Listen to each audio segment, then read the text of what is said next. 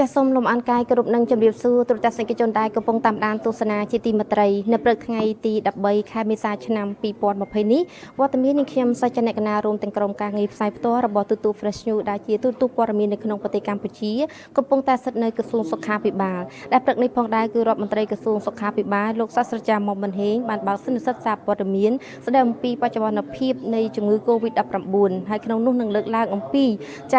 ការទប់ស្កាត់នៅការរីករាលដាលរហូតមកដល់ពេលនេះតើមានចំនួនប៉ុន្មានហើយនឹងមានដំណឹងអ្វីខ្លះនៅព្រឹកនេះសូមអរលោកនាងតាមដានទស្សនានៅសន្និសីទសារព័ត៌មានទាំងស្រុងដូចតទៅអវិជ្ជមានតេស្តចំនួន2លើកនោះទេដូច្នេះស្ថានភាព COVID-19 នៅកម្ពុជាគិតត្រឹមម៉ោង7ព្រឹកថ្ងៃទី13ខែមេសាឆ្នាំ2020នេះមានដូចខាងក្រោមអ្នកព្យាបាលសះស្បើយសរុបចំនួនកើនដល់77នាក់ស្មើនឹង 63.11% ធៀបនឹងចំនួនអ្នកមានវីរុស COVID-19 ទាំងអស់ដែលមានបរិសុទ្ធជនជាតិចិន1នាក់ស្ត្រីជនជាតិអង់គ្លេស3នាក់បរិសុទ្ធជនជាតិអង់គ្លេស1នាក់បរិសុទ្ធជនជាតិបែលហ្សិក1នាក់បរិសុទ្ធជនជាតិបារាំង12នាក់ក្នុងនោះមានទារកអាយុ4ខែស្ត្រីជនជាតិបារាំង13នាក់បរិសុទ្ធជនជាតិម៉ាឡេស៊ី10នាក់បរិសុទ្ធជនជាតិខ្មែរ32នាក់និងស្ត្រីជនជាតិខ្មែរ4នាក់គិតចាប់តាំងពីខែមករាដល់បច្ចុប្បន្ននេះអ្នកដែលកំពុងសម្រាប់ព្យាបាលសរុប45នាក់ស្ត្រី18នាក់បរិសុទ្ធ27នាក់នៅតាមមន្ទីរពេទ្យរដ្ឋនិងមន្ទីរពេទ្យថ្នាក់ជាតិនិងថ្នាក់ខេត្តអ្នកមានវីរុស COVID-19 ដែលបានរកឃើញទាំងអស់រាប់ទាំងអ្នកដែលបានព្យាបាលជាសះស្បើយនិងអ្នកដែលកំពុងព្យាបាលនៅទូទាំងប្រទេសសរុប122នាក់ស្ត្រី38នាក់និងបុរស84នាក់ចំនួនវត្ថុសំណាកដែលបានធ្វើវិភាគសរុបមាន8909សំណាកដែលចំនួននេះប្រសិនបើគិតក្នុងចំណោមប្រជាជន1លាននាក់មាន456សំណាកដែលបានធ្វើវិភាគដែលមានចំនួនច្រើនជាងបណ្ដាប្រទេសក្នុងអាស៊ានមួយចំនួនដូចជាភូមាមានតែ26សំណាកក្នុងចំណោមប្រជាជន1លាននាក់ប្រទេសឡាវមាន157សំណាកក្នុងចំណោមប្រជាជន1លាននាក់ប្រទេសឥណ្ឌូនេស៊ីមាន71សំណាកក្នុងចំណោមប្រជាជន1លាននាក់និងប្រទេសហ្វីលីពីនមាន309សំណាកក្នុងចំណោមប្រជាជន1លាននាក់ក្រសួងសុខាភិបាលសូមធ្វើការកត់សម្គាល់ថាការរកឃើញអ្នកមានវីរុស COVID-19 នៅរាជធានីភ្នំពេញក្នុងរយៈពេលប្រមាណថ្ងៃចុងក្រោយនេះនឹងអាចឈានចូលជាករណីដែលចម្លងក្នុងសហគមន៍ក្នុងទ្រង់ទ្រាយតូចប្រសិនបើការស្រាវជ្រាវបន្តរបស់ក្រុមការងាររបស់នាយកដ្ឋានប្រយុទ្ធជំងឺឆ្លងនៃក្រសួងសុខាភិបាលមន្ទីរសុខាភិបាលរាជធានីភ្នំពេញរួមជាមួយអង្គការសុខភាពពិភពលោកមជ្ឈមណ្ឌលប្រយុទ្ធជំងឺឆ្លងសារ៉ាមេរិកព្រមទាំងអាជ្ញាធរពាក់ព័ន្ធអាចរកឃើញថាមិនមានប្រភពនៃការចម្លងវីរុស COVID-19 ច្បាស់លាស់ក្រុមការងារនៃខាងលើនឹងធ្វើការយ៉ាងសកម្មដើម្បីស្រាវជ្រាវរោគបន្តទៀតនៅអ្នកដែលមានហានិភ័យខ្ពស់និងហានិភ័យទាបដើម្បីចាត់វិធានការក្នុងការទប់ស្កាត់ការចម្លងចូលក្នុងសហគមន៍ទ្រង់ទ្រាយធំក៏ប៉ុន្តែតម្រូវឲ្យមានការចូលរួមពីបងប្អូនប្រជាពលរដ្ឋទាំងអស់នៅក្នុងការអនុវត្តការទប់ស្កាត់នេះដូច្នេះក្រសួងសុខាភិបាលសូមធ្វើការអំពាវនាវនិងក្រើនរំលឹកដល់បងប្អូនប្រជាពលរដ្ឋទាំងអស់សូមប្រកាន់យកការផ្លាស់ប្ដូរអិរិយាបថឬទម្លាប់របស់ខ្លួនជាប្រចាំនៅក្នុងដំណាក់កាលដែលវីរុស COVID-19 ត្រូវបានរកឃើញក្នុងចំណោមភាគច្រើនលើសលប់ជាជនបរទេសនិងជនមកពីក្រៅប្រទេសជាបន្តបន្ទាប់នឹងត្រូវអនុវត្តដាក់ដាច់ដោយឡែកចំនួន14ថ្ងៃសម្រាប់បុគ្គលចំណាក់ស្រុកដែលបានវិលត្រឡប់មកផ្ទះសម្បែងឬបានចូលមកក្នុងប្រទេសហើយសំខាន់បំផុតនោះគឺដើម្បីសុខភាពយើងទាំងអស់គ្នាជៀសផុតពីការចម្លង COVID-19 សូមបងប្អូនប្រជាពលរដ្ឋទាំងអស់ត្រូវតែខិតខំអនុវត្តតាមការណែនាំនិងបទបញ្ជាប្រកបដោយគតិបណ្ឌិតនិងឆ្លៀសវៃរបស់សម្ដេចអគ្គមហាសេនាបតីតេជោហ៊ុនសែននាយករដ្ឋមន្ត្រីនៃព្រះរាជាណាចក្រកម្ពុជា និងការណែនាំផ្សេងៗទៀតរបស់ក្រសួងសុខាភិបាលឲ្យបានខ្ជាប់ខ្ជួនទីបំផុតនៅក្នុងឱកាសចូលឆ្នាំថ្មីប្រពៃណីជាតិខ្មែរនេះខ្ញុំសូមបងប្អូននៅផ្ទះកុំធ្វើដំណើរចល័តជាបណ្ដោះអាសន្ន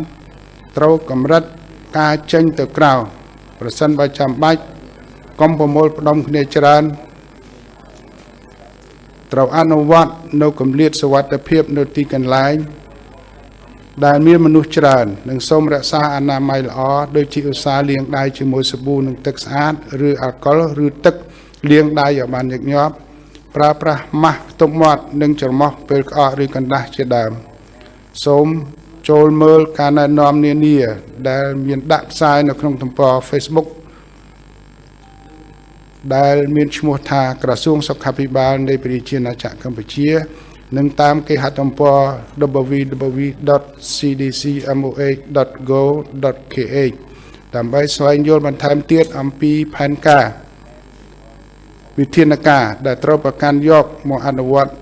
សម្រាប់ទប់ស្កាត់ការចម្លងវីរុស COVID-19 និងបុគ្គលម្នាក់ពីបុគ្គលម្នាក់ទៅបុគ្គលម្នាក់ជាការចាំបាច់ក្រសួងបានផលិតចេញនូវសារអប់រំសុខភាពជាច្រើនដែលបាននឹងកំពុងផ្សព្វផ្សាយតាមបណ្ដាញទំនាក់ទំនងសង្គមនិងតាមទូរទស្សន៍នានាផងដែរក្រសួងសូមថ្លែងអំណរគុណយ៉ាងជ្រាលជ្រៅជាទីបំផុតជូនដល់ថ្នាក់ដឹកនាំមន្ត្រីបុគ្គលិកសុខាភិបាលនិងក្រុមគ្រូពេទ្យទាំងអស់នៅទូទាំងប្រទេសស្ថាប័នអាជ្ញាធរពាក់ព័ន្ធទាំងអស់ទាំងនៅថ្នាក់ជាតិនិងថ្នាក់ក្រោមជាតិអង្គការសុខភាពពិភពលោកមជ្ឈមណ្ឌលប្រយុទ្ធជំងឺឆ្លងសហរដ្ឋអាមេរិកវិទ្យាស្ថាន Pasteur កម្ពុជានិងបងប្អូនដែលបំពេញការងារនៅមូលដ្ឋានទាំងអស់សូមខិតខំបំពេញភារកិច្ចបានល្អប្រសើរដែលបានខិតខំបំពេញភារកិច្ចបានល្អប្រសើរបំផុតក្នុងការជួយជ្រោមជ្រែងនិងពិនិត្យសុខភាពនិងស្រាវជ្រាវករណី COVID-19 ព្រមទាំងអ្នកប៉ះពាល់ទាំងអស់កន្លងមករួមទាំងដាក់វិធានការនានាដើម្បីទប់ស្កាត់ការចម្លងវីរុស COVID-19 នៅប្រទេសកម្ពុជាក្រសួងសុខាភិបាលបន្តជូនដំណឹងដល់សាធារណជនអំពីការវិវត្តនៃបញ្ហាសុខភាពតាមទំព័រ Facebook និងគេហទំព័ររបស់ក្រសួងដែលគេហទំព័រទាំងនេះមានសម្ភារៈអប់រំសុខភាពដែលអាចទាញយកមកប្រើប្រាស់បានសម្រាប់ព័ត៌មានបន្ថែមសូមតាក់ទងទូរស័ព្ទទាន់ហេតុការក្រសួងសុខាភិបាលលេខ115ដែលឥតគិតថ្លៃនិងទំនាក់ទំនងក្រសួងសុខាភិបាលតាមទូរស័ព្ទ012 825 824ឬ012 488 981ឬ012 836 868ត្រូវថ្ងៃច័ន្ទ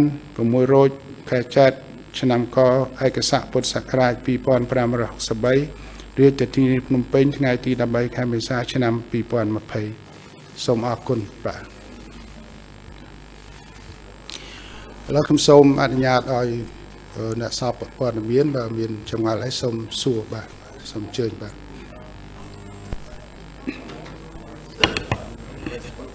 ចាសសូមជម្រាបសួរនាងខ្ញុំលក្ខណៈមកពីអង្គភាពព័ត៌មាន Fresh News ចង់សូមសាកសួរទៅអាដាមផងដែរដោយសារតែមិនថាព្រឹកមិញទេឬប្រហែលថ្ងៃហើយឃើញថាអាកាសធាតុបានរៀងត្រជាក់ហើយនឹងធ្លាក់ភ្លៀងជាបណ្ដាតតើការអាកាសធាតុរៀងត្រជាក់និងធ្លាក់ភ្លៀងនេះតើអាចជាសក្តានុពលខ្ពស់នៃការពង្រីកផ្សាយភាយនៃជំងឺ COVID-19 ដែរឬទេហើយមួយទៀតនៅក្នុងរដូវធ្លាក់ភ្លៀងនេះផងដែរនឹងមកដល់នេះតើក្រសួងសុខាភិបាលជួយនាំសារអំពាវនាវជុំវិញនឹងការការពារជុំវិញទៅនឹងរដូវធ្លាក់ភ្លៀងក៏ឲ្យកាត់ជំងឺផ្សេងៗរួមទាំងជំងឺ COVID-19 ចា៎ហើយសូមមួយសំណួរទៀតផងដែរចា៎ដោយតាមសេចក្តីប្រកាសរបស់ខាងចាអង្គការតាមដែលយើងលើកឡើងមកថានៅថ្ងៃទី14ខែមេសាខាងមុខនេះសម្ដេចតេជោហ៊ុនសែននាយករដ្ឋមន្ត្រីកម្ពុជាលោកនឹងអញ្ជើញចូលរួមកិច្ចប្រជុំអាស៊ានកំពូលបូក3នេះចាក្នុងនោះគឺនឹងចូលរួមកិច្ចប្រជុំជាលក្ខណៈ Video Conference តើក្នុងនោះក៏មានលើកឡើងថាជាពិសេសគឺលើកឡើងជុំវិញនឹងជំងឺ COVID-19 ដូច្នេះតើខាងដែលយើងចូលរួមកិច្ចប្រជុំ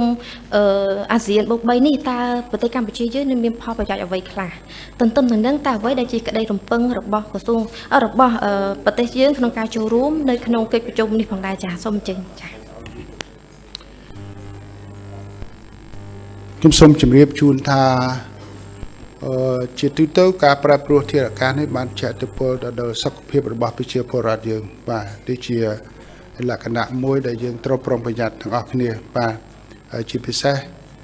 ការប្រែប្រួលធាតុអាកាសនេះបានបង្កហានិភ័យជាពិសេសការបង្កទៅជាជំងឺផ្ដាសាយបាទជាទូទៅហើយប៉ុន្តែយើងសូមលើកនៅសំណើដើម្បីសំណុំពរណែនាំដល់ប្រជាពលរដ្ឋយើងការប្រុងប្រយ័ត្នរបស់យើងក៏ដូចជាការប្រុងប្រយ័ត្ននឹងកូវីដដូចគ្នាបាទត្រូវតែប្រុងប្រយ័ត្នបន្ថែមទៀតបាទខ្ញុំចង់ជម្រាបជូនថានៅពេលដែលបងប្អូនយើងឃើញរាល់ព្រឹកបងប្អូនយើងតែងតែចាំទទួលព័ត៌មានផ្សព្វផ្សាយនេះបាទព័ត៌មានផ្សព្វផ្សាយបើឃើញថាមានជាច្រើនមិនមានជំងឺច្រើន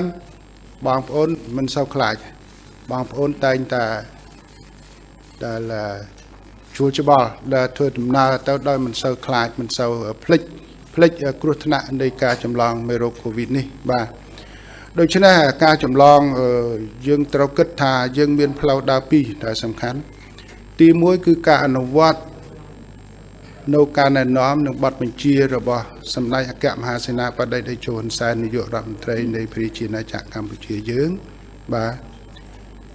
នឹងការណែនាំរបស់ក្រសួងសុខាភិបាលដើម្បីបង្ការទប់ស្កាត់ការរីករាលដាលនៃជំងឺ Covid-19 នេះបើយើងធ្វើបានដូច្នេះយើងបានសេចក្តីថាយើងរក្សាបាននូវសុភមង្គលនៅក្នុងគ្រួសាររបស់យើងបាទគ្មានការឆ្លងជំងឺ Covid-19 ក៏ដូចជាជំងឺផ្ដាសាយជំងឺផ្សេងរាគរូសផ្សេងដែរបាទដោយឡែកផ្លូវមួយដែលយើងទៅទៀតគឺការដែលមិនគោរពនៅបទបញ្ជារបស់រាជរដ្ឋាភិបាលឬមួយសេចក្តីណែនាំរបស់ក្រសួងសុខាភិបាលយើងអាចឈានទៅរកហានិភ័យខ្ពស់គឺការបាត់បង់សុភមង្គលការរីករាលដាលនៃជំងឺនៅក្នុងខ្លួនយើងក៏ដូចជាគ្រួសារនៅក្នុងសហគមន៍របស់យើងហើយនៅទីបញ្ចប់ការរីករាលដាលនេះច្រើននឹងអាចមានហានិភ័យខ្ពស់ថែមទៀតគឺមានបងប្អូនយើងទទួលមរណភាពនេះដែលជាចោតដែលយើងត្រូវខិតខំធ្វើយ៉ាងម៉េចទប់ស្កាត់កុំឲ្យមានការរីករាលធំទៅក្នុងសហគមន៍របស់យើងបើយើងធ្វើបានដូច្នេះយើងរួចផុតពីហានិភ័យខ្ពស់ហ្នឹងហើយ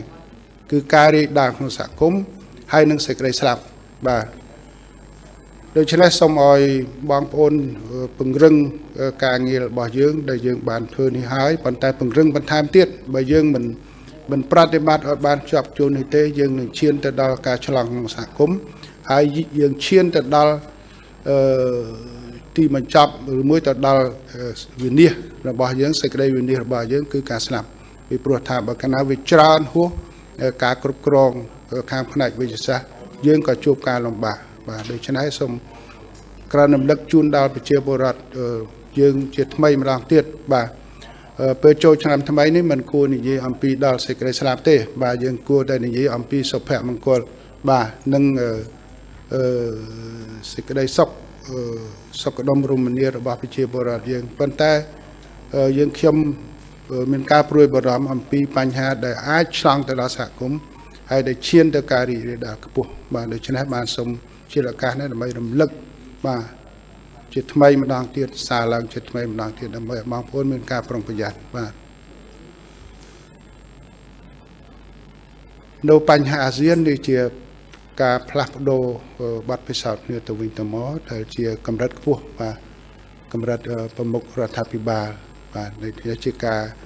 ផ្លាស់ប្ដូរនៅការសម្រេចខាងនយោបាយថ្នាក់ខ្ពស់របស់រាជរដ្ឋាភិបាលបាទហើយខ្ញុំយល់ថាប្រមុខនៃរដ្ឋាភិបាលនៃប្រទេសនៅក្នុងតំបន់របស់យើងនឹងផ្លាស់ប្ដូរបទពិសោធន៍អំពីបញ្ហានេះអំពីការទប់ស្កាត់នៃជំងឺឆ្លង Covid-19 ក៏ដូចជាប្រមុខនៃរដ្ឋាភិបាលអាស៊ាននិងបូក3អាស៊ាននិងបូក3បាទកូរ៉េជប៉ុនចិនទៀតបាទដូច្នេះគឺជាការផ្ដល់ផលប្រយោជន៍ទៅវិញទៅមកសម្រាប់ការផ្លាស់ប្ដូរបទពិសោធន៍ខាងការសម្រេចនយោបាយរបស់ប្រទេសយើងជាមួយនឹងប្រទេសនៅតំបន់ក៏ដូចជាដៃគូ3ទៀតគឺជប៉ុនចិននិងកូរ៉េបាទសូមជ័យមាននយោបាយទៀតមានសំណួរទៀតបាទ បាទសូមគោរពជំរាបសួរអាដាមរដ្ឋមន្ត្រីជាទីគោរពដ៏ខ្ពង់ខ្ពស់ អាដាមខ្ញុំបាទឈ្មោះហ៊ុនឌីណូមកពីទូ PNN ខ្ញុំបាទមានសំណួរមួយចង់ឲ្យអាដាមក៏ដូចជាអ្នកជំនាញសុខាភិបាលជួយបកស្រាយបំភ្លឺបន្តិចជុំវិញចំណងបំហាជនជាច្រើនពាក់ព័ន្ធនឹងសេចក្តីប្រកាសព័ត៌មានរបស់ក្រសួងសុខាភិបាលកាលពីថ្ងៃទី9 ខែមេសាកន្លងទៅដែលអះអាងថាបរិសុទ្ធជនជាតិខ្មែរអាយុ40ឆ្នាំរស់នៅចាំងចម្រេះខណ្ឌរិស័យកៅដែលគាត់បានលាប់ឡើងវិញនៅជំងឺ Covid-19 តែលក្ខណៈបច្ចេកទេសនៃការលាប់ឡើងវិញនឹងយ៉ាងម៉េចគាត់ជាហើយគាត់កើតឡើងវិញឬយ៉ាងម៉េចសូមអាដាមជួយបញ្ជាក់សូមអរគុណបាទ បាទសូមឲ្យលោកទាវអវ៉ាន់ឌិនអាចឆ្លើយបានអូខេបាទ ជាបឋមខ្ញុំសូមគោរពអាយដាមសាស្ត្រាចារ្យមកមិនហេងរដ្ឋមន្ត្រីក្រសួងសុខាភិបាលសូមធ្វើគិវកិច្ចជូនចំពោះលោកជំទាវលោកស្រីទាំងអស់ដែលមានវត្តមាននៅទីនេះដោយមានការអនុញ្ញាតពីអាយដាមរដ្ឋមន្ត្រីខ្ញុំសូមអនុញ្ញាតជំរាបជូនដល់បងប្អូនសាធារណជនទាំងអស់ឲ្យបានជ្រាបថាការដែលយើងរកឃើញថាមានមួយករណីសម្រាប់បរិសុទ្ធអាយុ40ឆ្នាំនៅចាំងចម្រេះនេះដែលគាត់ក្រោយពីគាត់បានជាសះស្បើយទៅចាក្នុងរយៈពេល14ថ្ងៃដែលក្រុមគ្រូពេទ្យលោកត្រូវធ្វើការតាមដានជាបន្តទៀតពីព្រោះអ្នកជំងឺកាលណាមានអវិជ្ជមានតេស្តចំនួន2ដងហើយតាមគោលការណ៍ប្រតិបត្តិរបស់អង្គការសុខភាពពិភពលោកគឺមានន័យថាគាត់មានហៅថាការជាសះស្បើយហើយអាចវិលត្រឡប់ទៅផ្ទះសម្បែងរបស់គាត់វិញក៏ប៉ុន្តែស្ថិតនៅក្រោមការតាមដានហើយនឹងធ្វើការនៅដាច់ដライដដែលទេក្នុងរយៈពេល14ថ្ងៃបន្តក្រោយពីនឹងទៀតអញ្ចឹងករណីនេះយើងអនុវត្តយ៉ាងខ្ជាប់ខ្ជួនទៅតាមគោលការណ៍ប្រតិបត្តិនេះហើយក្រុមគ្រូពេទ្យលោកក៏មានការតាមដានជាហូរហែជាមួយនឹងបុគ្គលរូបនេះរហូតមកដល់ថ្ងៃទី14ចាមុននឹងយើងកំណត់ថាគាត់នឹងគេថារួចហើយគេថារួចចាក់ផុតពីរយៈពេលនៃការធ្វើចាត់តាលេខនេះចាឬក៏យើងនិយាយមកបែបថាការដាក់ឲ្យនៅដាច់ដライនេះក្រុមគ្រូពេទ្យក៏ធ្វើការធ្វើតេស្តចាឡើងវិញមួយសារទៀតដើម្បីបញ្ជាក់ពីភាពអវិជ្ជមាននៃ virus COVID-19 នៅក្នុងសេរីនៅក្នុងភ្នៀសនៅក្នុងទឹករំអិលផ្លូវដង្ហើមនេះចានៅច្រមុះហើយនឹងបំពង់ករបស់គាត់នេះចា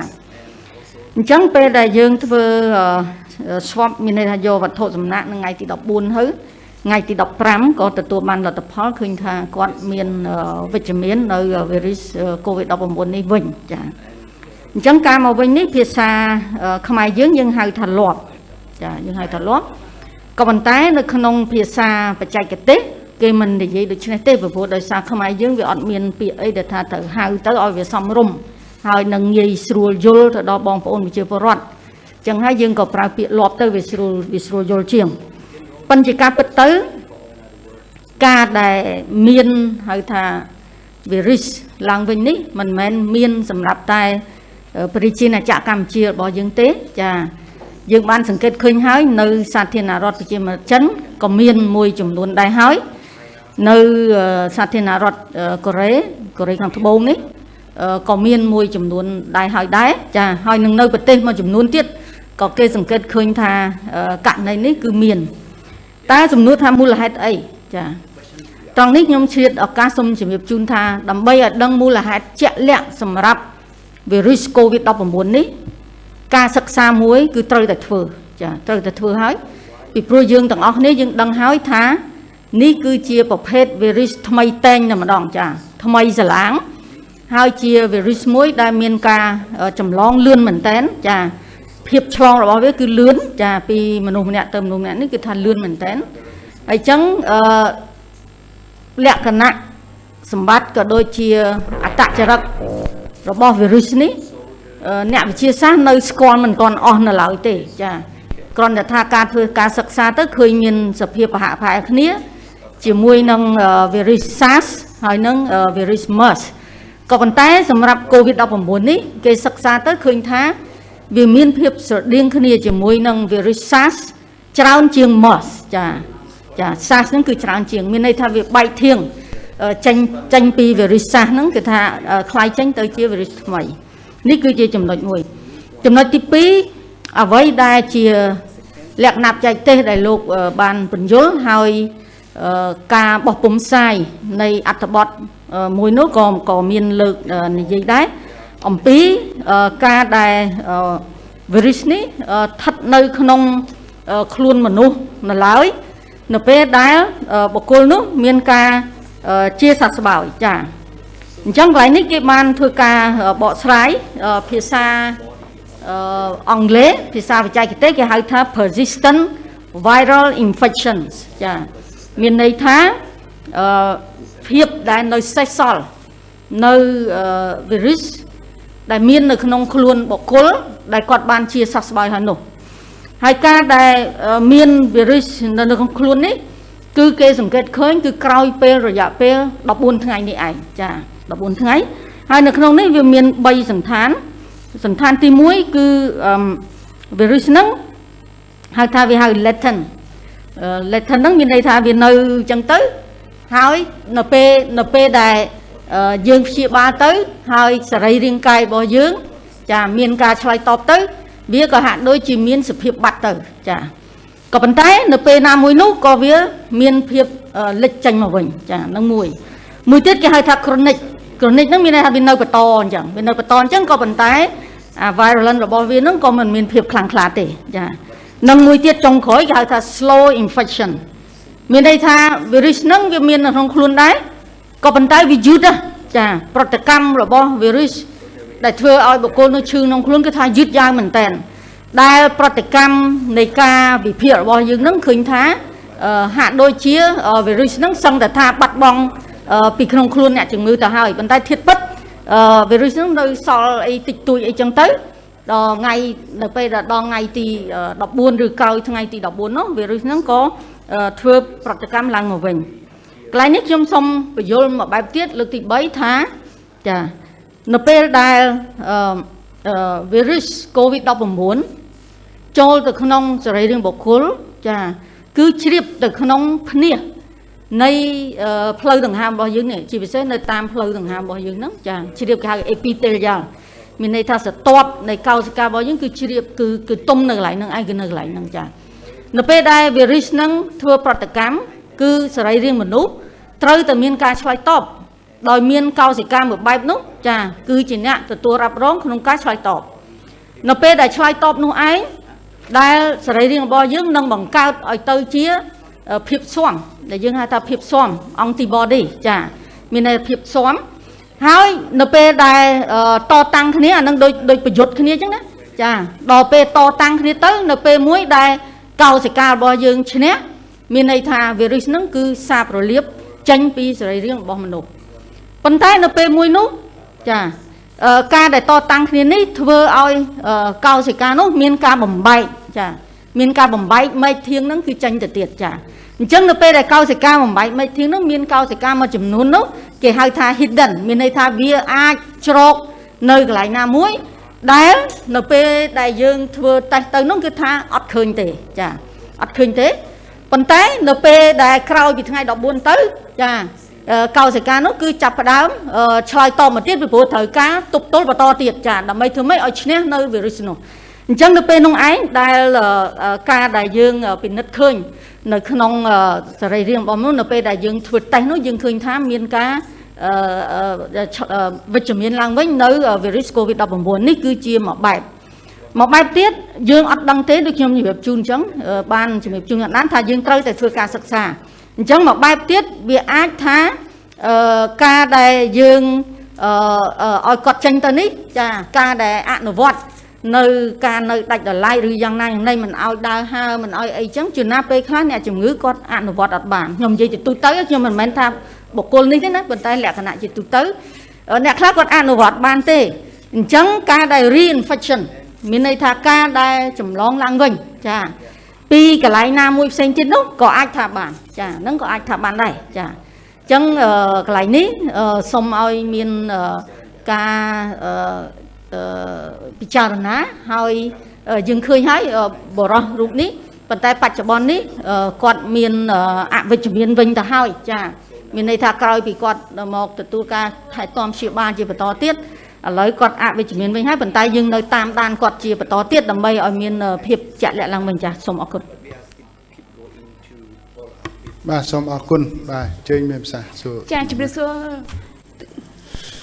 ចាក់នេះខ្ញុំសុកមានមកពីខាងសារព័ត៌មានថ្មីខ្ញុំមានមួយសំណួរចង់សុំសួរទៅលោកជំទាវអាវ៉ាន់ឌិនពាក់ព័ន្ធទៅនឹងអ្នកជាសះស្បើយពី COVID-19 ហ្នឹងតើគាត់មានឱកាសឆ្លងជំងឺហ្នឹងជាលើកទី2ដែរឬទេចាហើយប្រសិនជាគាត់មានករណីដែលឆ្លងពី COVID លើកទី2ហ្នឹងតើប្រព័ន្ធការពារនៅក្នុងខ្លួនរបស់គាត់ហ្នឹងអាចថាស៊ាំនឹងមេរោគហ្នឹងឬទេឬក៏បែបណាដែរចា វ៉ាន់ឌិនឆ្លើយទេ ចា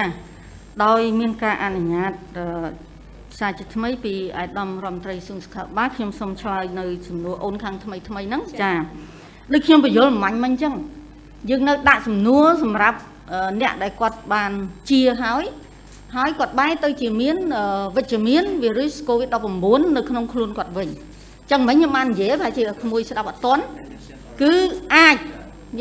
នឹងមានលក្ខណៈដែលមានការឆ្លងឡើងវិញចា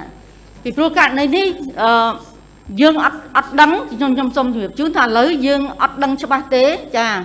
សូម្បីតែអង្គការសុខភាពពិភពលោកក៏លោកមិនទាន់មានការបញ្យល់ណាឲ្យបានច្បាស់លាស់នៅឡើយទេអំពីនេះអត្តចរិតរបស់វីរុសនេះចាថាតើវាបែបម៉េចហ្នឹងគឺយើងដឹងអត់ច្បាស់ទេពីព្រោះវាជាវីរុសថ្មី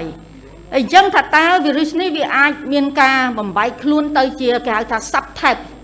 មានន័យថាវាមានជាប្រភេទមួយហើយក៏ប៉ុន្តែតើវាអាចបំបែកទៅជាប្រភេទមួយទៀតដូចជាជំងឺគ្រុនឈាមអញ្ចឹង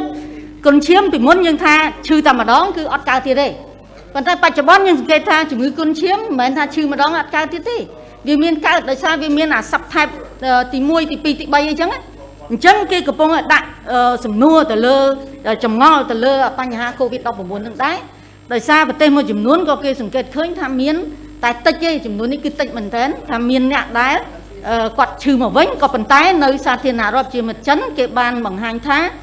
អ្នកដែលគាត់ឈឺមកវិញហ្នឹងលក្ខណៈឆ្លងហ្នឹងគឺទាបមែនទែនចាគេនិយាយពីសភាព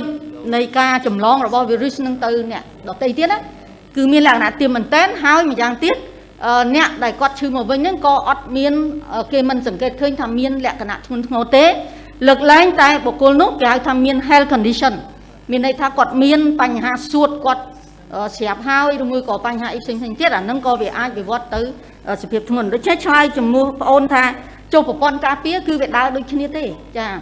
បើសិនបើជាលក្ខណៈថាឆ្លងមកវិញ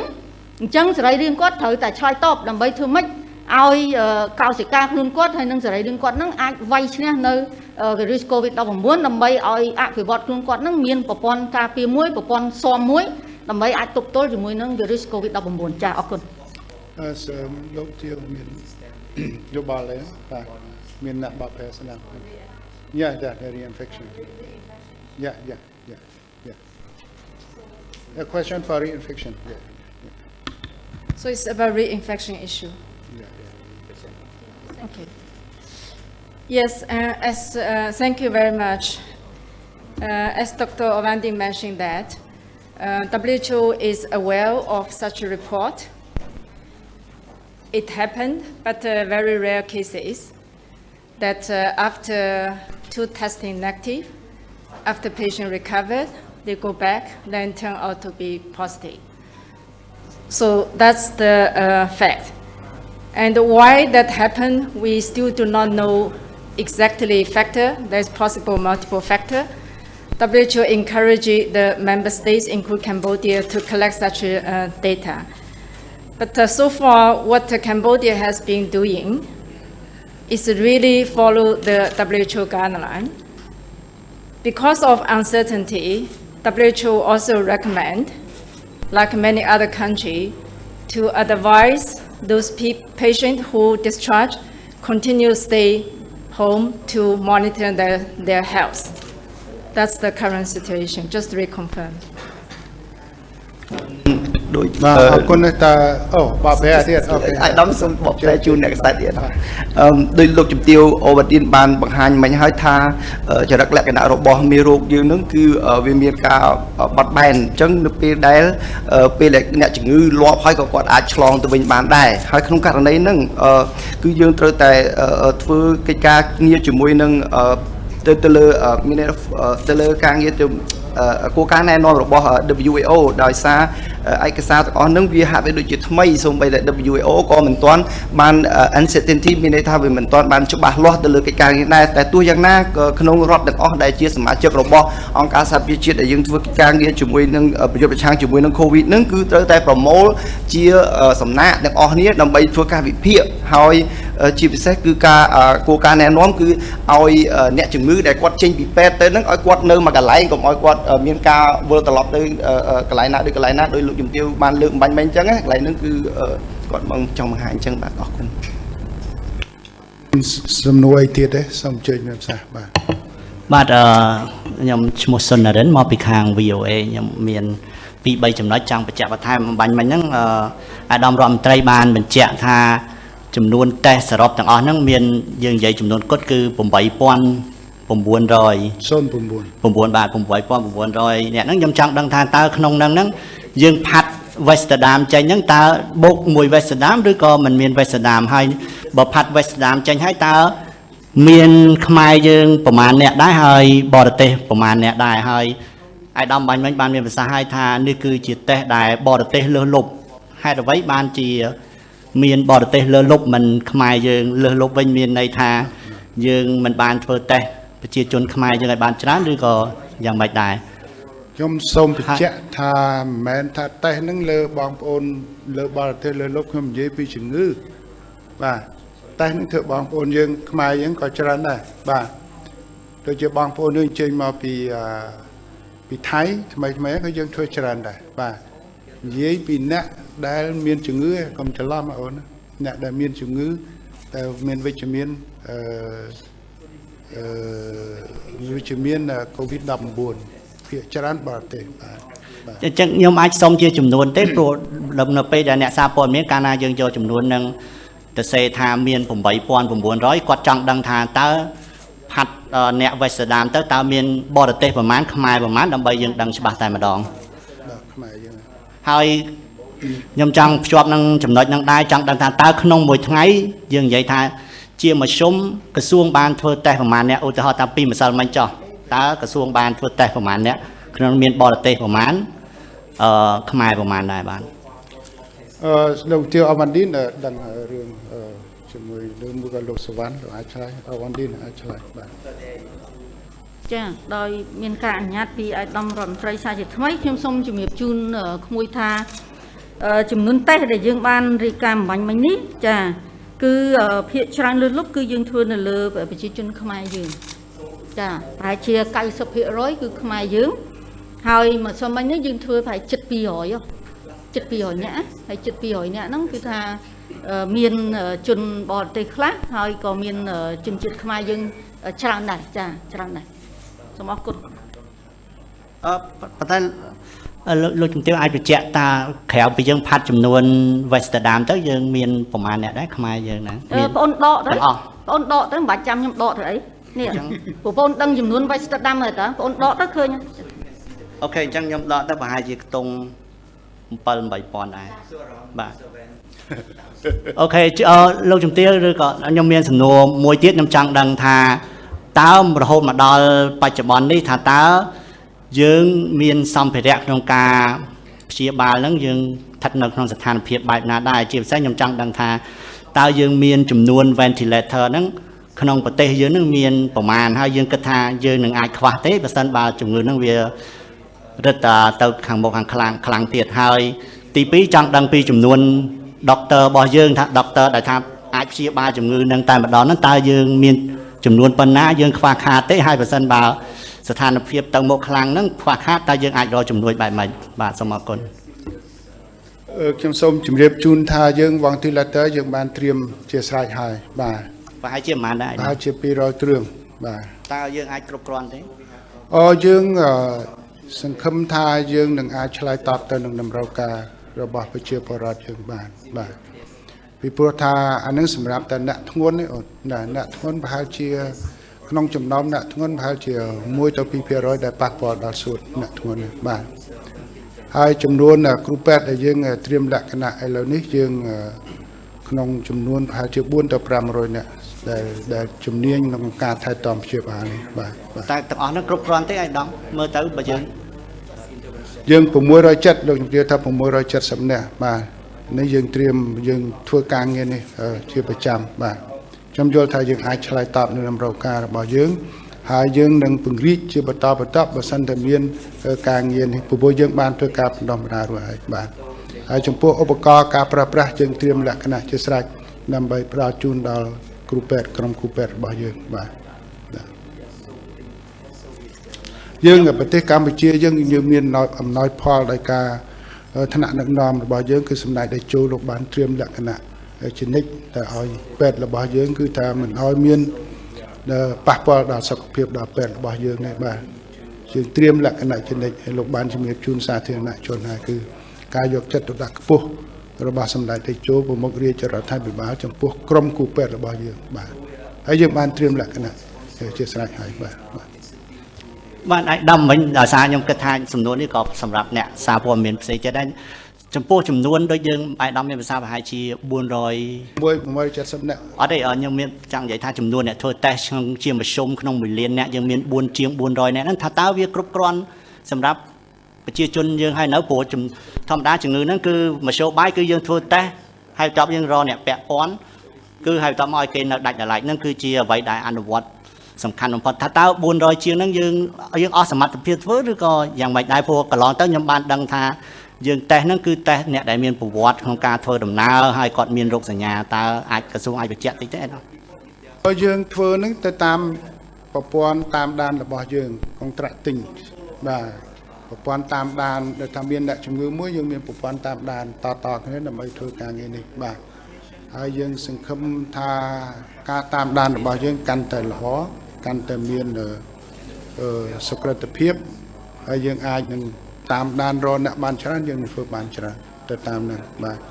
ចំពោះសមត្ថភាពដែលយើងធ្វើយើងអាចធ្វើច្រើនបានបាទមួយថ្ងៃយើងអាចកើនដល់ប៉ាស្ទ័រយើងអាចធ្វើ500ករណីបានបាទហើយបន្តវិជាសាស្ត្រសុខភាពសាធារណៈអាចធ្វើ100ករណីបានបាទដូច្នេះយើងសង្ឃឹមថាយើងនឹងអាចធ្វើបានបាទជឿជាក់ថាយើងនឹងអាចធ្វើតេស្តនឹងបាននៅពេលដែលយើងត្រូវការប្រើប្រាស់វាបាទ Okay. Maybe just one last question from me, but I want to refer to Institute of Pasteur because we also try to get answer from Pasteur, but I know you keep the authorization to Ministry of Health, but just want to get what is your difficulty so far? Because Pasteur is the only one who tested.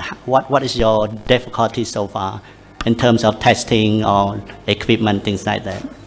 So thank you for your question. I don't think we can say that we have difficulties so far. You know, our capacity are there and we are able to increase if needed. What is the most important I would like to say is that first of all, we have a very close collaboration with all the technical partners and the MOH. And what we are working on is how to set up other laboratories in the country if needed. At the moment, you can see that we are working under our capacities. So this is, we are on the right track for Pasteur. We have rather success than difficulties at the moment. We can do the diagnosis. We are working on research also to have the serology available in the country according to WHO recommendation. And I think what is important is to prepare the future if it's going to evaluate negatively in the country, meaning that we will have more community cases. But at the moment, there is no major difficulties for IPC in terms of direct diagnostic test. គាត់ចង់ជំរាបថាបើប្រើពាក្យសំណួរសួរថាវាជាការលំបាកសម្រាប់ក្នុងការអនុវត្តប្រឆាំងជាមួយនឹងជំងឺ Covid នេះវាមិនត្រឹមត្រូវទេព្រោះយើងធ្វើការ ខ្លាំងហើយយើងធ្វើការធ្ងន់វាមិនមែនជាការលំបាកទេគឺជាការផ្ដល់ឱកាសហើយឬការចំណុចដែលអ្វីដែលសំខាន់ជាងគេនោះគឺការចូលរួមសហប្រតិបត្តិការគ្នាជាមួយនឹងក្រសួងសុខាភិបាលហើយមានអង្គការ WHO ដែលបានចូលរួមសហការជាមួយគ្នាហើយយើងត្រូវការទំនាក់ទំនងគ្នាធ្វើការតាមដាននៅសុខភាពរបស់ប្រជាពលរដ្ឋហើយជាពិសេសនោះគឺការគោរពទៅតាមការផ្ដល់អនុសាសន៍របស់អង្គការ WHO ដែលដើរតួនាទីសំខាន់នៅក្នុងការអនុវត្តប្រយុទ្ធប្រឆាំងនឹងជំងឺ Covid នេះហើយអ្វីដែលសំខាន់ជាងគេគឺថាយើងត្រូវតែតាមដានហើយនឹងមើលលើរោគសញ្ញាហើយយើងធ្វើការសិក្សាស្រាវជ្រាវប្រមូលទិន្នន័យទាំងអស់ដើម្បីសំគុំចេញជារបាយការណ៍បាទខ្ញុំសូមជម្រាបជូន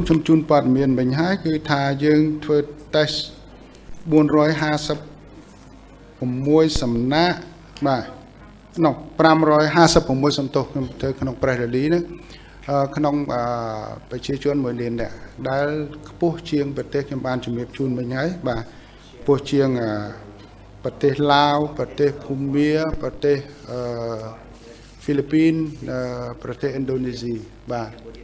ដូច្នេះយើងធ្វើតេស្តនេះបានខ្ពស់ជាងគេបាទបើប្រៀបធៀបនឹងប្រទេសនៅក្នុងតំបន់នេះបាទ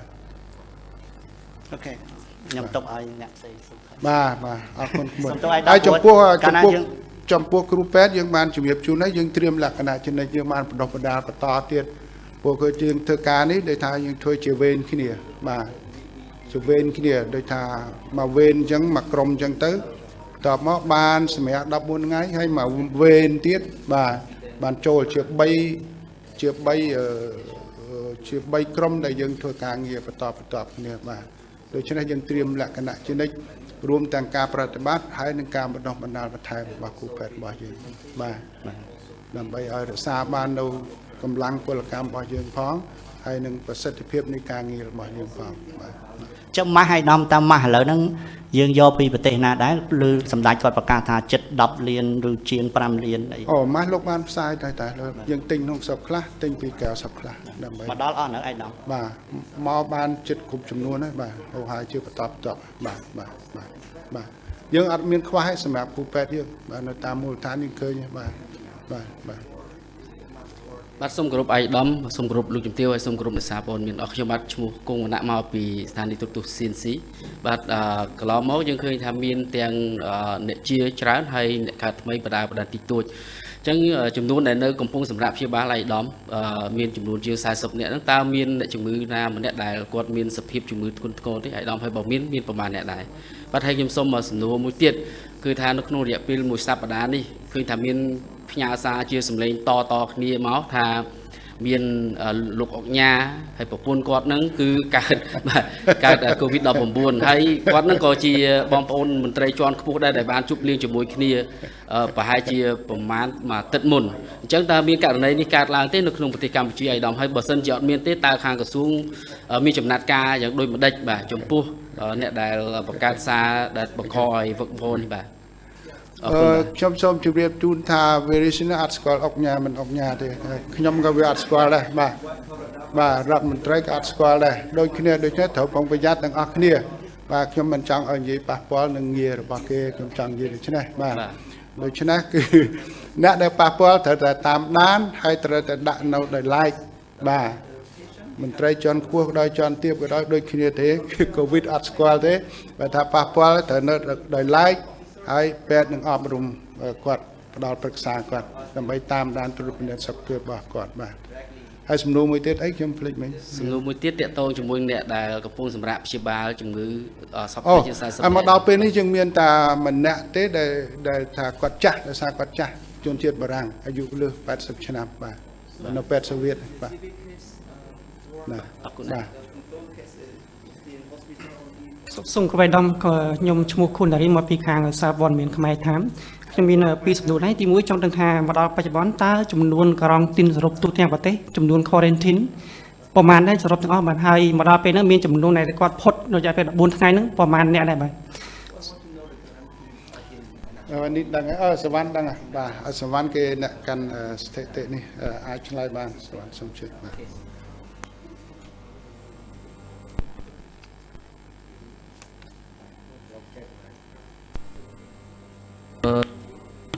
មុននឹងខ្ញុំចូលដល់ តាក់ទងនឹងសំណួរនេះខ្ញុំចង់បញ្ជាក់បន្តិចអំពីថាមានអុកញ៉ាហ្នឹងគាត់ឈឺហើយប្តីពុនហើយខាងមានឆ្លងទៅអ្នកដតីតាមពិតយើងក្រៅពីអុកញ៉ាជាមួយគ្រួសារគាត់ហ្នឹងយើងក៏បានរកឃើញអ្នកប៉ះពាល់ផ្ទាល់ដែលជាមានជនជាតិបរទេសបាទជនជាតិចិនជនជាតិវៀតណាមដែលគាត់វិជ្ជមានហើយយើងបានយកដាក់ដោយដលៃអស់ហើយចំណែកឯអ្នកផ្សេងទៀតដូចជាគាត់បានទៅ clinic បាទគាត់បានទៅជួបកន្លែងផ្សេងទៀតហ្នឹងដូចជាគាត់កន្លែងធ្វើកាយសម្ផស្សហ្នឹងយើងបានយកវត្ថុភាគហើយអស់ហើយរហូតម៉ោងនេះគឺអត់ពុំបានរកឃើញថាឆ្លងទៅអ្នកទៅនោះទេបាទគឺអវិជ្ជមានទាំងអស់តែទោះបីយ៉ាងណាក៏ដោយយើងនៅតែបន្តតាមដានសុខភាពរបស់គាត់តទៀតចំនួន14ថ្ងៃក្រោយពីថ្ងៃប៉ះពាល់ចុងក្រោយជាមួយនឹងគាត់បាទតាក់ទងទៅនឹងសំណួរអ្នកក្រុងទីនបាទបច្ចុប្បន្ននេះដោយសារចំនួនអ្នកឆ្លងហ្នឹងមានការថយច្រើនបាទដូច្នេះអ្នកដែលយើងក្រុងទីនហ្នឹងបច្ចុប្បន្នហ្នឹងគាត់ធ្លាក់ចុះច្រើនដែរក្នុងនោះយើងដាក់ឲ្យគាត់នៅដែលឡែកចំនួន266នាក់បាទហើយក្នុងនោះ86នាក់ដែលយើងធ្វើការតាមដានដោយយកចិត្តទុកដាក់ខ្ពស់បំផុតបាទគាត់យើងកាត់ទុកថាគាត់ស្ថិតនៅក្នុងអ្នកhigh risk បាទអញ្ចឹងហើយខ្ញុំសូមបញ្ជាក់ដែររហូតពេលនេះយើងបានចាប់តាំងពីយើងផ្ទុះជំងឺនឹងតាំងពីខែ27មករា2020ដល់ពេលនេះយើងបានធ្វើការរកអ្នកចាត់តលេស័កប៉ះពាល់ផ្ទាល់មិនផ្ទាល់ហ្នឹងទាំងអស់ប្រមាណជា2200អ្នកបាទទូទាំងប្រទេសបាទតែពេលនេះយើងបានធ្លាក់សល់ដល់266និង86ហើយរិះកំពុងតាមដានតទៀតបាទសូមអរគុណខ្ញុំសូមបញ្ជាក់មកសំណួរទៀតតាក់ទងទៅនឹងរយៈកន្លងនេះមានការឆ្លងលើជនជាតិចិននិងវៀតណាមតើប្រភពចម្លងនោះចេញពីណាមកដែរបាទមួយទៀតអាយដាមមានប្រសាសន៍មុនបន្តិចថាយើងមានការព្រួយបារម្ភអាចឆ្លងលក្ខណៈត្រង់ទីតូច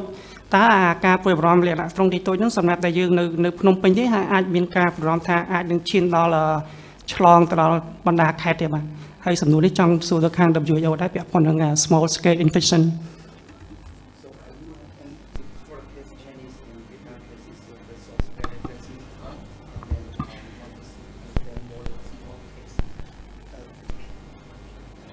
ចាដោយមានការអនុញ្ញាតសារជាថ្មីពីអាយដាមរដ្ឋមន្ត្រីសួងសុខាភិបាលខ្ញុំសូមជំរាបជូនបងប្អូនទាំងអស់ឲ្យបានជ្រាបថាករណីដែលមានការចម្លងដែលយើងរកឃើញកន្លងមកនេះនៅលើជនជាតិចិនក៏ដូចជាជនជាតិវៀតណាមនេះខ្ញុំសូមជំរាបជូនថាករណីដែលឆ្លងជាបឋមនោះគឺយើងរកឃើញព័ត៌មានដោយសារជនជាតិចិននោះគាត់បានផ្ដល់ព័ត៌មានមកឲ្យដៃគូរបស់គាត់ដែលជាជនជាតិវៀតណាមនោះចាដោយសារគាត់ធ្វើតេស្តទៅរកឃើញថាមានវិជ្ជមាននៅឯប្រទេសចិនចាអញ្ចឹងនៅពេលដែលដៃគូរបស់គាត់ដែលជាជនជាតិវៀតណាមនេះបានទៅធ្វើតេស្តក៏ឃើញថាមានវិជ្ជមានអញ្ចឹងយើងក៏ចាប់ផ្ដើមក្រុមការងាររបស់យើងដែលលោកធ្វើការយ៉ាងសកម្មខ្ញុំក៏ជាឱកាសនេះសម្ដែងនៅអំណរគុណយ៉ាងជ្រាលជ្រៅហើយក៏ធ្វើការកោតសរសើរដែរចំពោះក្រុមការងារជាពិសេសការងាររបស់នាយកដ្ឋានយុទ្ធនឹងជំងឺឆ្លងដែលគាត់ជាអ្នករុករកផ្ទាល់ហើយក៏ដូចជាមន្ទីរសុខាភិបាលរាជធានីខេត្តទាំងអស់ដែលបានសហការគ្នានេះរួមគ្នាជាមួយនឹងអង្គការសុខភាពពិភពលោកក៏ដូចជា USCDC ចាដែលយើងធ្វើកិច្ចការនេះរួមគ្នាមិនមែនអ្នកណាធ្វើតែម្នាក់នោះទេចាហើយក្រោយមកទៀតយើងក៏បានស្រាវជ្រាវទៅឃើញថាជនជាតិចិននេះគឺជាមួយនឹងដៃគូរបស់គាត់នេះគឺមានការពិសាបាយមុននឹងគាត់ចាក់ចេញទៅនោះគឺថាគាត់មានការពិសាបាយជុំគ្នាជាមួយនឹងខ្មែរយើងចាហើយខ្មែរនឹងតិចទេក៏ប៉ុន្តែភាគច្រើនគឺក្រុមចិនគ្នាគាត់នឹងឯងចាអញ្ចឹងយើងក៏ទៅធ្វើតេស្តទៅឃើញថាមាន2នាក់ស្វាមីភរិយាទាំង2នាក់នោះក៏មានវិជ្ជមានចាហើយបន្តមកទៀតយើងក៏ស្រាវជ្រាវបន្តទៀតយើងឃើញថាការដែលគាត់ពិសាបាយជុំគ្នាក្នុងចំណោមជនជាតិចិនគ្នាឯងនេះ ក៏មានការចម្លងបន្តទៅទៀតទៅដល់ជនជាតិចិនផ្សេងទៀតដែលយើងរកឃើញថ្ងៃជាបន្តបន្ទាប់ហ្នឹងគឺមានស្ត្រីជនជាតិចិនអាយុ31ឆ្នាំដល់2នាក់នោះហើយស្ត្រីជនជាតិចិនមួយទៀតអាយុ31ឆ្នាំដែរគាត់ទៅជាមួយគ្នាគាត់ទៅភាសាមួយគ្នាគឺឆ្លងតពីស្ត្រីជនជាតិចិនដូចគ្នាដោយសារគាត់ជាមិត្តភ័ក្តិគូកនរបស់គាត់ហ្នឹងចាហើយម្យ៉ាងវិញទៀតដោយសារបរិសុជនជាតិចិននេះគាត់ក៏មានមិត្តភ័ក្តិគាត់ជាជនជាតិតៃវ៉ាន់ចាដែលមានអាយុ31ឆ្នាំនេះយើងក៏ស្រាវជ្រាវទៅឃើញថាជនជាតិតៃវ៉ាន់នេះក៏មានដៃគូរបស់គាត់ជាជនជាតិវៀតណាមអាយុ34ឆ្នាំក៏ប៉ុន្តែយើងធ្វើតេស្តទៅឃើញស្ត្រីជនជាតិវៀតណាមអាយុ34ឆ្នាំនេះមានវិជ្ជមានក៏ប៉ុន្តែបរិសុជនជាតិតៃវ៉ាន់នេះមិនមានទេដោយសារពួកគាត់នៅអង្គុយតុបាយរួមជាមួយគ្នានឹងគេថាភាសាបាយជុំគ្នានឹងចាដោយឡែកសម្រាប់គ្រួសារខ្មែរយើងមួយដែលថាស្វាមីភរិយានេះកូនរបស់គាត់6នាក់នោះធ្វើតេស្តទៅគឺអវិជ្ជមានក៏ប៉ុន្តែយើងកំពុងតែស្ថិតនៅក្នុងការតាមដានដោយចិត្តដិតជាទីបំផុតចាម្យ៉ាងវិញទៀតយើងក៏ទទួលព័ត៌មានបានថាក្រុមគ្រួសារនេះគាត់មានមិត្តភ័ក្តិឬក៏ជាសាច់សាលោហិតរបស់គាត់ខ្សែរៀងធរគ្នាណាមកពីវៀតណាមហ្នឹងគឺមកលេងចាហើយដល់ពេលមកលេង1ខែហើយពេលនោះឡប់ទៅវិញហ្នឹងគឺកូនទូចអាយុ6ឆ្នាំនេះចាក៏បានធ្វើតេស្តនៅប្រទេសវៀតណាមនោះឃើញថាវិជ្ជមានដែរអញ្ចឹងខាងវៀតណាមគេក៏ជូនព័ត៌មានមកយើងដោយសារវាពាក់ព័ន្ធទៅនឹងករណីដែលយើងរកឃើញចាអញ្ចឹងនេះគឺជាសាច់រឿងនៃដែលយើងរកឃើញមានន័យថាចង្កោមនៃការប៉ះពាល់ក៏ដូចជារកឃើញវិជ្ជមាននេះគឺយើងមកដល់ពេលនេះយើងរកឃើញប៉ុណ្ណឹងហើយបន្ទាប់មកទៀតនៅក្នុងអ្នកដែលប៉ះពាល់ទាំងនោះគឺមនុស្ស154នាក់ដែលយើងបាន trace មានន័យថាយើងបានទៅស្វែងរកជួបគាត់អ្នកដែលប៉ះពាល់ហ្នឹងមានទាំងអ្នកដែលហៅថា high risk មានន័យថាហានិភ័យខ្ពស់នោះគឺមាន42នាក់នៅក្នុងចំណោម42នាក់នោះគឺមានស្ត្រី28នាក់ហើយក្នុង42នាក់នេះគឺ40នាក់ហើយដែលបានធ្វើតេស្តទៅឃើញថាអវិជ្ជមាន39នាក់ហើយមានម្នាក់នោះគឺ positive ដែលខ្ញុំវិជ្ជមានដែលយើងមាននៅក្នុងក្រុមបាញ់មិញនេះឯងចាហើយនៅសល់2នាក់ទៀតត្រឹមថ្ងៃទី12យើងកំពុងតែរងចាំនៅលទ្ធផលតេស្តហើយយើងសង្ឃឹមថាយើងនឹងទទួលបានលទ្ធផលតេស្តនៅក្នុងពេលឆាប់នេះចានេះគឺជាករណីសម្រាប់ជនជាតិចិនណាអូនចាហើយនិយាយអំពីរឿង small scale infection ខ្ញុំសូមជម្រាបជូនថានៅក្នុងសេចក្តីប្រកាសព័ត៌មានបាញ់មិញនេះអាយដាមសាស្ត្រាចារ្យមុំហេងរដ្ឋមន្ត្រីក្រសួងសុខាភិបាលលោកបានជម្រាបជូនច្បាស់ហើយចាប្រសិនបើយើងប្រើពាក្យណាប្រសិនបើបងប្អូនប្រជាពលរដ្ឋរបស់យើងលោកមិនអនុវត្តទៅតាមការណែនាំរបស់ប្រមុខរាជរដ្ឋាភិបាលរបស់សម្ដេចអគ្គមហាសេនាបតីដែលជូនសែននាយករដ្ឋមន្ត្រីនៃប្រជាណាចក្រកម្ពុជារបស់យើងនិងសេចក្តីណែនាំផ្សេងៗទៀតដែលក្រសួងសុខាភិបាលបានដាក់ចេញមកហើយនេះចាយើងនឹងឈានចូលទៅដល់ការវាយលុកនៃវីរុស COVID-19 ដែលយើងហៅថាការចម្លងចូលទៅក្នុងសហគមន៍យើងហើយចាអញ្ចឹងកន្លែងនេះគឺផុយស្រួយណាស់ចាដោយសារយើងបច្ចុប្បន្ននេះយើងរកឃើញមានករណីមួយចំនួនហើយដែលកើតឡើងនៅសម្រាប់ជនបរទេសភាគច្រើនតែយើងក៏មានការប៉ះពាល់ទៅដល់ជនជាតិខ្មែរយើងមួយចំនួនដែរហើយកន្លងមកនេះយើងតែងតែរកឃើញមានករណីឆ្លងសម្រាប់អ្នកដែលនាំចូលមកហើយឆ្លងទៅម្នាក់ទៀតនៅក្នុងស្រុកក៏ប៉ុន្តែឥឡូវយើងរកឃើញថាឆ្លងទៅម្នាក់ទៀតក្នុងស្រុកហើយអ្នកក្នុងស្រុកនោះបានឆ្លងទៅម្នាក់ទៀតហើយថាវាកលៈអញ្ចឹងពីមុនយើងត្រឹមតែម្នាក់ឆ្លងទៅម្នាក់ឥឡូវនេះពីម្នាក់នេះគឺឆ្លងទៅម្នាក់ទៀតហើយអញ្ចឹងកន្លែងនេះគឺផុយស្រួយណាស់បើសិនបើការចម្លងនេះចេះតែរាតត្បាតបន្តទៅចាហើយយើងមិនមានលទ្ធភាពក្នុងការស្រាវជ្រាវរកប្រភពឲ្យបានច្បាស់លាស់នោះគឺជាការចម្លងនៅក្នុងសហគមន៍ហើយចាអញ្ចឹងកន្លែងនេះក្រុមការងាររបស់ក្រសួងសុខាភិបាលកំពុងតែដុតដៃដុតជើងក្នុងការសិក្សាក៏ដូចជាស្រាវជ្រាវឲ្យបានហ្មត់ចត់ជាទីបំផុតនៅករណីនានាដែលយើងរកឃើញនៅក្នុងពេលថ្មីនេះចាសូមអរគុណបាទជំរាបសួរអាយដាមគណៈអធិបតី ខ្ញុំបានឈ្មោះមាសដុល្លារមកពីខាងស្ថានសារព័ត៌មានកសន្តិភាពខ្ញុំបានសូមសួរពីសំណួរសំណួរទី1សូមសួរទៅអាយដាមលោកជំទាវអវណ្ឌិនពាក់ព័ន្ធជាមួយនឹងឧបករណ៍វាស់កម្ដៅតាមស្ថាប័នរដ្ឋហើយនិងឯកជនដោយសារតែកន្លែងខ្លះគឺមួយថ្ងៃវាស់2ដងទៅ4ដងហើយនៅពេលដែលគាត់វាស់បាញ់វាស់កម្ដៅទៅអារម្មណ៍របស់គាត់គឺមានគាត់ថាខ្ញាក់អញ្ចឹងទៅហើយអញ្ចឹងបើសិនជាអត់មានការប៉ះពាល់សូមឲ្យលោកជំទាវបកស្រាយបន្តិចតើកុំឲ្យពួកគាត់នឹងមានការយល់ច្រឡំហើយបាទហើយសំណួរមួយទៀតខ្ញុំសួរទៅអាយដាមរដ្ឋមន្ត្រីតើអាយដាមយល់យ៉ាងណាដែរពីស្ថានភាព COVID-19 នៅក្នុងប្រទេសកម្ពុជាក្រោយពីចូលឆ្នាំប្រពៃណីខ្មែររួចបាទសូមអរគុណខ្ញុំសូមជម្រាបជូនថាការភ័យខ្លាចជាការល្អហើយបាទគេវាស់ឲ្យខ្ញាក់មិនអានឹងអត់ដឹងណាខ្ញុំមិនយល់បាទមិញបងប្អូនមកគេវាស់ដែរបាទហើយខ្ញាក់ទេខ្ញុំអត់យល់បាទដូច្នេះអានឹងភ័យខ្លួនឯងធម្មតាល្អឲ្យចេះភ័យបាទលើកទឹកចិត្តឲ្យចេះភ័យបាទកុំប្រហែសបាទខ្ញាក់ឲ្យព្រឺខ្លួនដេកយកសពយប់ឃើញខ្មោចអីហ្នឹងក៏ល្អដែរថាកូវីដមកហើយបាទឲ្យចេះភ័យក្នុងខ្លួនបាទកុំប្រហែសអសោះបាទហើយបន្តមកលោកសួរអីទៀតមិញពីបញ្ហាស្ថានភាពជំងឺ COVID-19 នៅក្នុងប្រទេសកម្ពុជាតើយើងព្រួយបារម្ភជួយបានរាជរដ្ឋាភិបាលប្រមុខរាជរដ្ឋាភិបាលលោកបានដាក់នៅវិធានការជាបទបញ្ជាមើងម៉ាត់សម្ដេចតេជោលោកបានដាក់បទបញ្ជាមើងម៉ាត់ធ្វើម៉េចឲ្យបងប្អូនយើងនៅកន្លែងបាទមកពីព្រួយបារម្ភពេលទៅជួបជុំគ្នានេះបាទស៊ីផឹកខ្លះ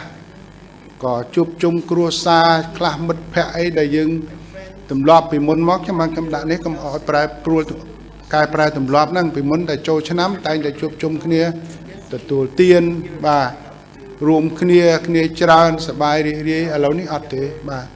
ដូច្នេះបានរដ្ឋាភិបាលលោកដាក់បញ្ជាធ្វើម៉េចកុំឲ្យមានចរាចរណ៍ឲ្យទៅជួបជុំគ្នាបាទនៅក្នុងពិធីបុណ្យនេះបាទដូច្នេះគឺជាវិធានការមួយចាំបាច់ដែលយើងត្រូវគោរពហើយតបមកទៀតគឺសំខាន់គឺអនាម័យបាទនឹងខាងផ្នែកសុខាភិបាលបាទឧស្សាហ៍លាងដៃនឹងសាប៊ូបាទហើយឲ្យនៅឆ្ងាយពីគ្នា2ម៉ែត្របាទដូច្នេះត្រូវខិតខំអនុវត្តនឹងបានយើងនឹងអាចជៀសផុតប៉ុន្តែបើយើងធ្វើមិនបានបាទអាហ្នឹងវាដូចខ្ញុំនិយាយអញ្ចឹងទទួលហានិភ័យខ្ពស់ពីរទី1គឺចម្លងទៅក្នុងគ្រួសារទៅក្នុងសហគមន៍របស់យើងបាទដែលធ្វើឲ្យគ្រួសារយើងហិនហោចឈឺទាំងអស់គ្នាបាទបើជាកុសលល្អពេទ្យមើលទៅបានជានឹងកុសលល្អបើពេទ្យមើលមិនជាវាស្លាប់បាទដូច្នេះក្រោយពីសបាយវាទៅជារឿងមួយដែលសោកសៅបាទហើយខ្ញុំក្រសួងខ្ញុំមិនចង់និយាយប៉ុន្តែក្រសួងបានត្រៀមលក្ខណៈហើយត្រៀមមកការណែនាំអំពីអ្នកដែលស្លាប់ដោយសារ COVID-19 បាទមិនមែនថាចូលឆ្នាំឲ្យនិយាយគេភ័យទេគឺថាណែនាំធ្វើម៉េចពេលស្លាប់ឲ្យត្រូវបូជាត្រូវកប់ភ្លៀងបាទមិនឲ្យធ្វើបុណ្យអីទុកបាទទឹកអីទុកអីឬមួយក៏មានការលេងភ្លេងហាយអីដូចមុនអាកាសទេបាទក្រសួងត្រៀមជារិទ្ធបាទសេចក្តីណែនាំនឹងហើយបាទដូច្នេះសូមឲ្យបងប្អូនប្រុងប្រយ័ត្នបាទដែលខ្លាចញល់អស់គឺខ្លាចស្លាប់ខ្លួនឯងបាទចោលគ្រួសារឬមួយគ្រួសារទាំងមូលអាចហិនហោចបាទសូមជួយផ្សព្វផ្សាយចឹងបាទឲ្យមានការភ័យចឹងល្អហើយបាទកុំឲ្យភ្លេចបាទរួមទាំងខ្ញុំរួមទាំងគេអស់លោកទាវខាងនេះលោកពាក់សិនមកដោយសារខ្ញុំដោយសារគាត់ពាក់មកឲ្យខ្ញុំក៏នៅមិនពាក់ចឹងទៅបាទដូច្នេះខ្ញុំបិទទៅក្រៅខ្ញុំពាក់ដូចគ្នាបាទមិនមានយោបល់ទេគាត់អាដាមដោយសារអាដាមមានប្រសាសន៍ពីរឿងភ័យខ្លាចចង់ដឹងឥឡូវហ្នឹងអ្នកដែលពួកគាត់កំពុងព្យាបាលហ្នឹងគាត់មានអាការៈដូចថាធ្ងន់ធ្ងរកម្រិតណាដែរដែលយើងអាចគិតថាពិបាកក្នុងការព្យាបាលទេតើមានសញ្ញាហ្នឹងទេមកដល់បច្ចុប្បន្ននេះយើងត្រូវគិតថាអង្គការសុខភាពពិភពលោកមិនទាន់ឲ្យមានស្តង់ដារការព្យាបាលណាមួយដែលថាជាទេដូច្នេះយើងត្រូវប្រុងប្រយ័ត្នបាទកុំអាងទៅពេទ្យកុំអាងថាពេទ្យទៅពេទ្យឃើញជាប្រហែល 60-70% ហើយមែនទេបាទដូច្នេះគឺមានស្តង់ដារណាមួយដែលអនុម័តដោយអង្គការសុខភាពលោកពីការព្យាបាល ดำจังดังทานเนี่ยกับปงเพียบาลตั้งแต่ตอนเช้ามีสัญญาไอ้คลั่งthếแต่ยังฮะกล้วยโปรยบารมthếพอยังลือแต่เชียบรอดกระทาอดไอ้อะไรนั่งไงจังมาทาไอ้ปรองปัญญานะบ้านจะมันยมสัวทานเนี่ยได้เนื้อขนมกับปงสำราญนั่งอย่างไม่ได้จังไอ้ดำทานเพียบก็จะเถอะแต่โปรยบารมให้บรรณาชื่อไอ้บ้าอาจมีนายเห็นได้จุดได้สมใบแต่แปดยังก็ขึ้นแปะPPE ปะขุบมาขุบไอ้ต่างสมเชิงสมนายเห็นแต่ปากวาลตอนจุ่มวยกอดด้วยบ้าโดยชนะกีตาวิเตยแต่ปองปัญญาบ้าโดยชนะวิการเงินนี้จังบ้านมีนักคลากิตะตองนักได้จึงโควิดนี่ตะตองหนึ่งเราจัดบ้าโดยชนะกำเบียนกิจเฟอร์ดาวปรึกษาทางเราจัดได้บ้าดำใบอ้อยนักจึงนี้นึ่งนอจัดอันปีปัญหานี่บ้านี่จะการดาวปรึกษาบ้าเดี๋ยวเลยបាទគោរពជំរាបសួរអាយដាមនិងលោកជំទាវខ្ញុំបាទសេរីវឌ្ឍនៈពីវិទ្យុស្ត្រីខ្ញុំមានមួយសំណួរដែរពាក់ព័ន្ធជាមួយនឹងខ្ញុំឃើញអត្ថបទមួយដែលសរសេរដោយមន្ត្រីខ្មែរម្នាក់ដែលបានឆ្លងនៅជំងឺ Covid ហ្នឹងគាត់ថាការព្យាបាលដំណាក់កាលព្យាបាលតាមវិទ្យាសាស្ត្ររបស់ក្រសួងសុខាភិបាលមានដូចជាថ្នាំកេលេត្រាដែលជាថ្នាំព្យាបាលជំងឺអេដហើយនឹង chloroquine ដែលជាថ្នាំព្យាបាលជំងឺគ្រុនចាញ់ខ្ញុំចង់ដឹងថាតើដំណាក់កាលនៃការព្យាបាលហ្នឹងគឺយើងយកនៅកម្ពុជាយើងប្រើដំណាក់កាលបែបនេះឬក៏យ៉ាងណាដែរអាដាមហើយមួយចំនួនទៀតទេខ្ញុំចង់ដឹងថាយើងឃើញថាករណីឆ្លងនៅប្រទេសកម្ពុជាយើងនៅស្ថានភាពនេះឃើញថារប៉េះរប៉ោះនៅឡើយមានន័យថាមិនទាន់ច្រើនហើយក៏មិនទាន់មានករណីស្លាប់អញ្ចឹងថាតើបណ្ដាលមកពីតើមូលហេតុអីបានជាអ្នកជំងឺទាំងនោះมันវិវត្តទៅរកស្ថានភាពធ្ងន់ធ្ងរមកពីកត្តាការព្យាបាលស្ថិតនៅក្រោមការគ្រប់គ្រងករណីតិចឬក៏មកពី immune system របស់ពួកគាត់ខ្លាំងបាទសូមអរគុណការព្យាបាលនេះដូចយើងហើយមិនតាន់មាននិយមមានស្តង់ដារមួយរបស់អង្គការសុខភាពពិភពលោកទេនេះជាការប្រតិបត្តិការងារជាក់ស្ដែងរបស់គ្រូពេទ្យនីមួយៗបាទដូច្នេះជាការប្រើប្រាស់នៅបញ្ញាបត្តិរបស់ខ្លួននៅក្នុងការថែទាំព្យាបាលនេះទៅតាមរោគសញ្ញានីមួយៗករណីនីមួយៗបាទហើយក្មួយបានសួរអំពីបញ្ហាទៀតមិនបញ្ហាដែលហេតុអីបានជាមិនទាន់មានករណីធ្ងន់ធ្ងររហូតដល់ឈានទៅដល់ការស្លាប់បាទមកពីមិនទាន់ធ្ងន់ធ្ងរបាទថាសិតដល់ធ្ងន់ធ្ងរវាអាចបាទធ្ងន់ធ្ងរបានន័យថាវាទៅដល់រលាកសួតទៅដល់អីហើយបន្ទាប់មកទៀតមានអ្នកជំងឺដែលមានចាស់ដូចជាទឹកនោមផ្អែមជំងឺសួតចាស់បាទអ្នកជក់បារីច្រើនបាទពីមុនមកបាទត្រូវតែពួយបារម្ភហ្នឹងបាទពួកសួតយើងខ្មៅហើយនៅដល់ថែមហ្នឹងទៀតទៅហើយបាទមិនអញ្ចឹងបាទហើយមួយជំងឺឆ្លងមួយចំនួនទៀតដែលប៉ះពាល់ដល់សួតពីមុនមកដូចជាល្បែងចាស់ដែលយើងអាចធ្វើឲ្យប៉ះពាល់ដល់សួត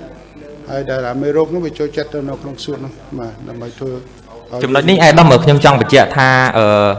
មានន័យថាអ្នកជំងឺដែលឆ្លងជំងឺ Covid ដែលកម្ពុជាបានរកឃើញហ្នឹងមិនទាន់មាននរណាម្នាក់ដែលមានជំងឺរួចហើយជំងឺ Covid ហ្នឹងអាចវាយប្រហារទៅលើដង្ហើមផ្លូវដង្ហើមរបស់គាត់មានខ្លះដែរមិនអត់ទេបាទមានខ្លះដែរអូនបាទមានខ្លះដែរ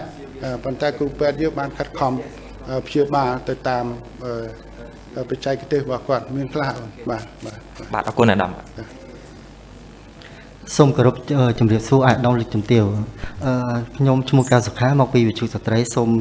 ជូនសំណួរទៅលោកស្រីអាឡែនខ្ញុំមាន3សំណួរទី1ចង់ដឹងថាតើរហូតមកដល់ពេលនេះអ្នកឆ្លងជំងឺ Covid មានជាមានស្ត្រីមានផ្ទៃពោះហើយឬនៅទី2តើបើមានករណីស្ត្រីមានផ្ទៃពោះឆ្លងជំងឺ Covid តើការព្យាបាលនឹងមានផលប៉ះពាល់ដល់ទារកក្នុងផ្ទៃដែរឬទេហើយសំណួរទី3តើលោកស្រីមានអាវ៉ាត់យ៉ាងណាសម្រាប់ស្ត្រីមានផ្ទៃពោះឲ្យប្រុងប្រយ័ត្នខ្ពស់បាទអរគុណអូនបានដឹងខ្លួនឯងស្ត្រីមានផ្ទៃពោះនោះគឺជាក្រុមមនុស្សដែលអាចរងគ្រោះដែរដូច្នេះត្រូវតែប្រុងប្រយ័ត្នអំពីបញ្ហានេះបាទហើយមកដល់ពេលនេះយើងអត់ទាន់មានអ្នកដែលមានផ្ទៃពោះហើយមានទុកវីរុស COVID-19 ទេមកដល់ពេលនេះប៉ុន្តែយើងត្រូវប្រុងប្រយ័ត្នបាទអូនខាងព័ត៌មានស្ត្រីនឹងត្រូវណែនាំធ្វើម៉េចឲ្យគាត់នៅឆ្ងាយពីគេពោះធំបាទហើយប្តីក៏ប្រុងប្រយ័ត្នដែរគ្រួសារក៏ប្រុងប្រយ័ត្នដែរធ្វើម៉េចកុំទៅអ្នកដតេយកចម្លងពីអ្នកដតេចូលផ្ទះបាទឲ្យនៅឃ្លាតឆ្ងាយពីគ្នាពីព្រោះថាមនុស្សពីរនាក់ ប្រពន្ធផងកូនផងបាទនៅក្នុងពោះបាទដូច្នេះសូមឲ្យប្រុងប្រយ័ត្នអំពីបញ្ហានេះបាទណាហើយចំពោះការសិក្សាស្រាវជ្រាវបន្ថែមទៀតអានឹងខាងអង្គការសុខភាពពិភពលោកអាចផ្ដល់យោបល់ថាតើស្ត្រីផ្ទៃពោះអាចឆ្លងវីរុសកូវីដទៅដល់កូននៅក្នុងពោះអត់ហើយសូមលោកទាវជួយផ្ដល់នេះទេបាទ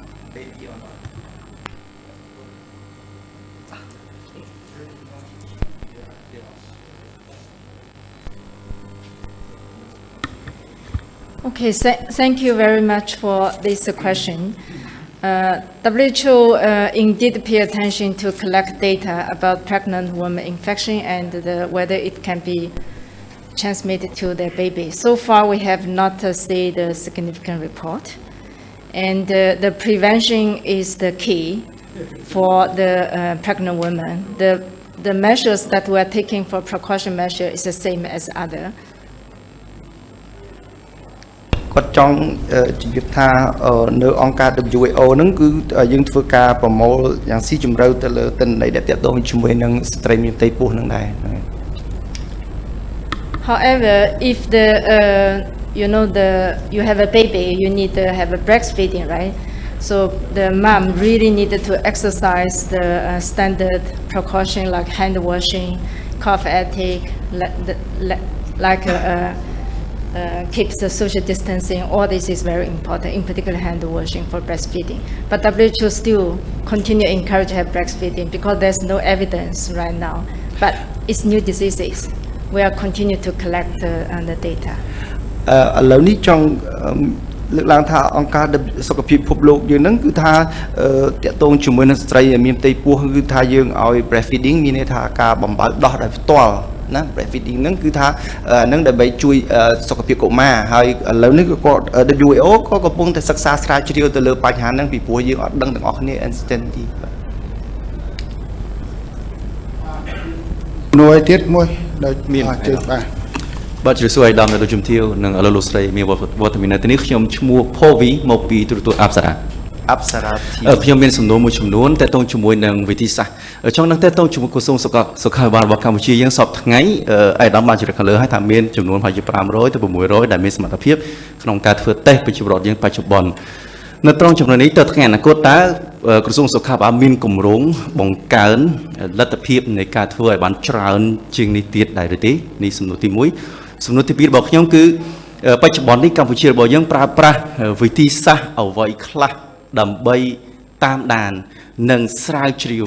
អ្នកដែលបានប៉ះពាល់ផ្ទាល់នឹងមិនប្រយោជន៍ទៅកាន់អ្នកជំងឺនេះសំណួរទី2តែសំណួរទី1ខាងលើដែលខ្ញុំសួរទាក់ទងជាមួយនឹងការបង្កើនចំនួនហ្នឹងគឺដោយសារបច្ចុប្បន្នខ្ញុំចង់ងាកទៅសំណួរទី1ខ្ញុំកុំឲ្យវង្វេងសំណួរទី1របស់ខ្ញុំខាងលើគឺថាបច្ចុប្បន្នកម្ពុជារបស់យើងគឺធ្វើតែទៅលើចំពោះមនុស្ស3ប្រភេទដែលខ្ញុំដឹងទី1អ្នកដែលចេញរោគសញ្ញាហើយទី2អ្នកដែលចេញមកពីប្រទេសកំពុងផ្ទុះជំងឺទី3អ្នកដែលបានប៉ះពាល់ជាមួយនឹងអ្នកជំងឺប៉ុន្តែនៅចំពោះមនុស្សមួយប្រភេទទៀតគឺអ្នកដែលផ្ទុះមេរោគប៉ុន្តែអត់ចេញរោគសញ្ញាអញ្ចឹងគាត់គឺជាមនុស្សម្នាក់ដែលចម្លងយ៉ាងសកម្មដែលយើងឃើញតើយើងនឹងពង្រីកចំនួននេះក៏កាន់តែច្រើនដែរទេបើតាមប្រសាសន៍របស់ប្រធានអង្គការ WHO គឺគាត់ថាវិធីសាស្ត្រតែមួយគឺ test នេះជាអ្វីដែលគាត់លើកឡើងសំណួរទី3របស់ខ្ញុំងាកទៅកាន់ខាង WHO ខ្ញុំចង់ដឹងថាអ្វីខ្លះហើយបច្ចុប្បន្នតាំងពីពេលដែលមានវត្តមានជាមួយនឹងប្រទេសកម្ពុជាដែលលោកស្រីពេញចិត្តចំណាត់ការរបស់ក្រសួងសុខាភិបាលកម្ពុជាបច្ចុប្បន្នទី2មួយទៀតអ្វីទៀតដែលលោកស្រីនឹងបន្ថែមទៅកាន់ក្រសួងសុខាភិបាលគួរបន្ថែមតទៅទៀតចំពោះចំណាត់ការនៅថ្ងៃខាងមុខអរគុណលើជូនយោបល់លោកជំទាវប្រធានវិទ្យាស្ថាន Pasteur ដើម្បីឆ្លើយតបនៅសំណួរមួយបាទ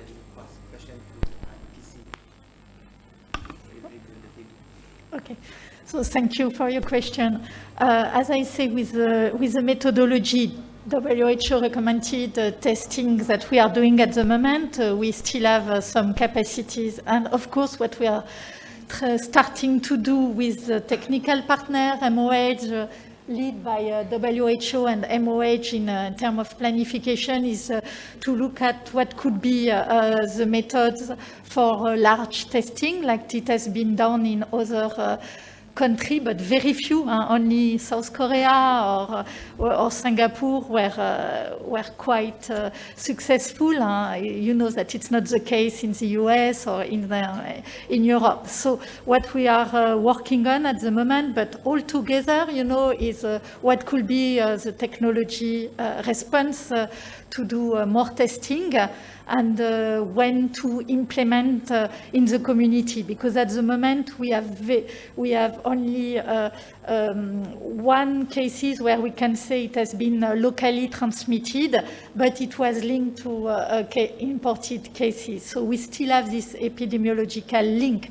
in Cambodia at the moment. So, you know, I think it's a global effort, a preparedness effort that everyone is preparing the plan, and we will find solution as the other country has found a solution. No, just a little bit of time. At the moment, my recommendation will be call 115, as Dr. Lisovan has said. You know, if you have suspicion, you know, let us have more samples from the community to test, and this is the effort the people should do. You know, call 115 if you have a doubt, and let's have the check with the response team, and if necessary, we will sample those people. You know, and this is the most important at the moment, rather than to plan next step. You know, we are working on the planification, but at the moment it's a community effort to try to have more samples from the community through the response team. Please do that. ឆ្លើយទៅនឹងសំណួរអរគុណសំណួរដែលបានសួរនឹងតកតងជាមួយនឹងផែនការតកតងជាមួយការប្រឹងប្រែងជា global ជាទូទៅនឹងគឺយើងធ្វើប្រឹងប្រែងទាំងអស់គ្នាហើយទៅតាមសមត្ថភាពហើយមានផែនការរៀងៗខ្លួនរបស់ប្រទេសនីមួយៗក្នុងការអនុវត្តហើយនៅក្នុងការអនុវត្តរបស់យើងសមត្ថភាពរបស់យើងនេះគឺអាស្រ័យទៅតាម WHO ការណែនាំរបស់អង្គការ WHO ដែរហើយយើងសហការជាមួយនឹងដៃគូជាសុខាភិបាល medical partner ហ្នឹងដៃគូសុខាភិបាលដើម្បីទប់ស្កាត់ទាំងអស់គ្នាប្រសិនបើយើងមានបញ្ហាសង្ស័យគឺយើងដូចលោកអាដាមឌីសវ៉ាន់គាត់លើកឡើងអញ្ចឹងគឺយើងតាក់ទងជាមួយនឹងលេខទូរស័ព្ទ115ហ្នឹងដែលយើងគាត់អាចឆ្លើយបានអញ្ចឹងសូមជម្រាបជូនផងដែរយើងមានប្រព័ន្ធមួយទៀតដែលយើងតាមដានរបស់យើងដើម្បីរជាយថាហេតុនៃការឆ្លងក្នុងសហគមន៍ដែលវិទ្យាស្ថានសុខភាពសាធារណៈរបស់យើងកំពុងស្រាវជ្រាវធ្វើម៉េចមិនមែនយកតាមអ្នកដែលមាន contact tracing នេះទេគឺប្រជាជនទូទៅគាត់នឹងធ្វើការស្រាវជ្រាវបាទដោយប្រជាជនធម្មតាឬមួយប្រជាជនសម្រាប់ពេទ្យដោយជំងឺផ្សេងហ្នឹងយើងធ្វើការស្រាវជ្រាវដើម្បីរកតើវាមានការឆ្លងដោយនៅក្នុងសហគមន៍នៅទេមកដល់ពេលនេះមិនមានតើមានរកឃើញសញ្ញានេះទេបាទនឹងវិទ្យាស្ថានសុខភាពសាធារណៈរបស់យើងកំពុងធ្វើការស្រាវជ្រាវបន្ថែមបាទហើយលោកស្រីក៏ចង់បន្ថែមទៀត I just would like to add something regarding Cambodia. So Institut Pasteur du Cambodge has been designed by WHO as one of the international reference laboratories. There are now 17 in the world, so it's not a lot, but IPC is one of them. So it is also a chance for Cambodia, you know, because we have access to the WHO first recommendation. We can test, validate. But again, what is important is to put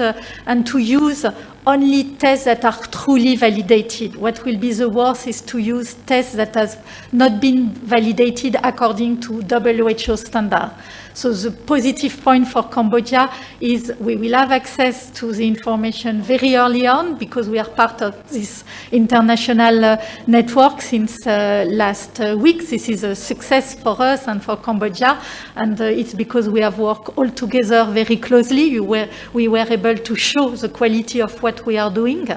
And now we will have also a chance, you know, to do it very well for Cambodia and for also the neighboring country, because of course we will help now more the other country like Laos or country like that. We will have this ability. So this is just to tell you that positively the response from Cambodia has been also internationally recognized, and this is an honor for us to have been designated by WHO as international reference laboratory. So តកតងជាមួយនឹងការប្រើ lab តកតងជាមួយនឹងការបន្ទប់ការពិសោធន៍តកតងធ្វើតេស្តជាមួយនឹង COVID ហ្នឹងគឺអង្គការ IPC Pasteur យើងនឹងគឺធ្វើទៅតាមទៅលើបច្ចេកទេសរបស់អង្គការ WHO ទាំងអស់គឺជាអង្គការដែលគឺប្រើជាលក្ខណៈអន្តរជាតិទាំងអស់ដើម្បីយើងធ្វើតេស្តឲ្យវាមានលក្ខណៈទទួលយកបានមាន validity test ហ្នឹងគឺយើងទទួលយកបានហើយ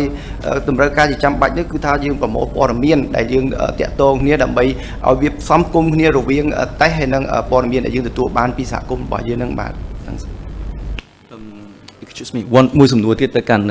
លោកស្រីខាង Pasteur លោកស្រីតើលោកនឹងក្នុងតំណែងជា Pasteur វិទ្យាស្ថាន Pasteur ប្រទេសកម្ពុជាខ្ញុំគិតថាមានបណ្ដាញ network ជាច្រើនរបស់វិទ្យាស្ថាន Pasteur នៅពិភពលោកតើវិទ្យាស្ថាន Pasteur មួយនេះនឹងមានគម្រោងទៅថ្ងៃអនាគតនឹងមានថាជាជំនួយពីបណ្ដាប្រទេសផ្សេងៗប្រទេសដែលទូស្បាយហើយប្រទេសដែលមានបច្ចេកវិទ្យាខ្ពស់និងផ្ដល់ជំនួយមកកាន់ប្រទេសកម្ពុជានៅបច្ចេកទេសឬក៏ឧបករណ៍ test kit មួយចំនួនទៀតមកកាន់កម្ពុជាបន្ថែមទៀតដែរទេ មួយសំណួរទៀតតើតងជាមួយនឹង rapid test តើកម្ពុជាអាចនឹងទទួលបាន rapid test នឹងដែរឬអត់អរគុណ So I would like to ask a question. Can you translate? Sorry. So I would like to ask a question that Pasteur has his network in other countries. So if they get better from other countries, so how about in future? Do you think that Pasteur in Cambodia we will receive the donation or they receive the technical from?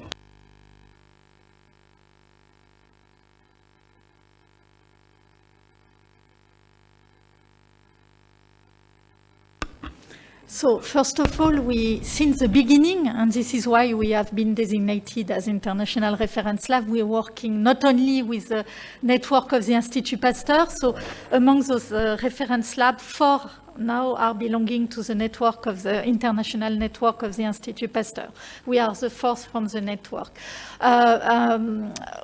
So we have now, we are in the front line to have access to new technology, new method within the frame of the WHO, under the auspice of WHO. It's a very organized frame for validation of any new tested. And of course, we are already really, it's part of what I call our research. We are preparing the implementation of new methodology already. About the rapid diagnostic test, so far, WHO has not recommended use of anyone strongly across the world, but every lab, like our lab, have access and are validated. When it will be more clear for WHO international group of experts. So we are now part of it, but we are working all together, a multidisciplinary partnership, international one. We will, of course, inform MOH, WHO, all the technical partners, and see how we can implement. But this is not for today. This is what we are working on for within the next weeks from now, or a few months maybe. It's just important to understand what is important to do now in terms of public health, prevention, action from the community to protect themselves, and for us as a research laboratory to prepare the next step, and we are working strongly on that. I just would like to thank again the virology team and all the people, the staff at IPC, because I can tell you they are working 7 days since now more than 2 months, every day, and they are doing the public health response to support MOH and other partners, and they are also working on the research pathway to give access to Cambodia early on to the best way of testing. And all of this is under WHO auspice. This is, for me, the most important, that we still follow WHO recommendations. ជាការពិតហើយតកតងជាមួយនឹងសំណួរដែលថាយើងធ្វើការ pastor របស់យើងមានបណ្ដាញទៅនៅលើពិភពលោកហើយយើងធ្វើការរួមជាក្រុមជាមួយគ្នាប៉ុន្តែទោះយ៉ាងណាក៏ដោយក៏យើងបច្ចុប្បន្ននេះយើងនៅក្នុងតែជួរមុខ front line កំពុងតែជួរមុខហើយយើងត្រូវតែគោរពទៅតាមគោលការណ៍ណែនាំរបស់អង្គការ WHO ដែលជាប្រើជាអន្តរជាតិហើយយើងធ្វើយ៉ាងណាដើម្បីឲ្យវាមានសុខភាពមានន័យថាឲ្យលើទិន្នន័យដែលទិន្នលទ្ធផលដែលទទួលបានហ្នឹងគឺជាការត្រឹមត្រូវគឺត្រូវតាមធ្វើទៅតាម pastor គឺធ្វើទៅតាមគោលការណ៍ណែនាំរបស់អង្គការ WHO ដែលដើរតួនាទីសំខាន់ក្នុងការអនុវត្តនេះបញ្ហាតាក់ទងជាមួយនឹង labo តកតងជាមួយនឹង RTT rapid test ហ្នឹងគឺចង់ឆ្លើយថានៅគឺកំពុងតែធ្វើកិច្ចការងារហ្នឹងគឺនៅអង្គការយើងកំពុងតែធ្វើកិច្ចការងារហ្នឹងប៉ុន្តែមិនទាន់បានប្រើមកដល់សប្តាហ៍ថ្ងៃនេះមិនទាន់យកមកប្រើបានទេរងចាំរយៈពេល 3 ទៅ 4 ខែតទៅទៀតដើម្បីឲ្យយើងធ្វើការស្រាវជ្រាវហើយវាបញ្ជាក់សុខភាពរបស់លទ្ធផលដែលទទួលយកបានហើយយើងអរគុណអង្គការ Pasteur ដែលជាមន្ត្រីរបស់យើងនឹងធ្វើការអត់ជប់ឈរទេរយៈពេល 7 ថ្ងៃដែលសហការក្នុងមួយសប្តាហ៍ 7 ថ្ងៃដែលសហការគ្នានឹងរមួតជាមួយនឹងអង្គការសុខភាពលោកហើយនឹងអង្គការជាមួយនឹងក្រសួងសុខាភិបាលយើងបាទ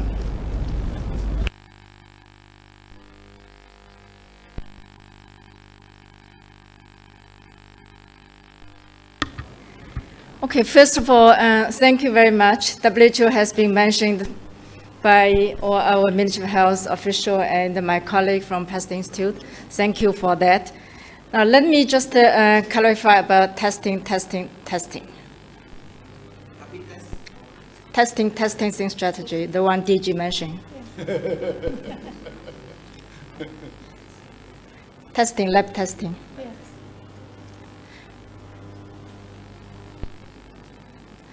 Okay, I will go ahead. So WHO Director General mentioned many times the very important things, testing. I think in the country like Cambodia, we need to develop our own testing strategy based on the different stage and the different needs. And the lab testing is only one of the overall comprehensive response measures. Did you get it?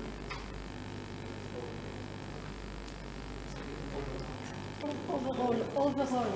Overall.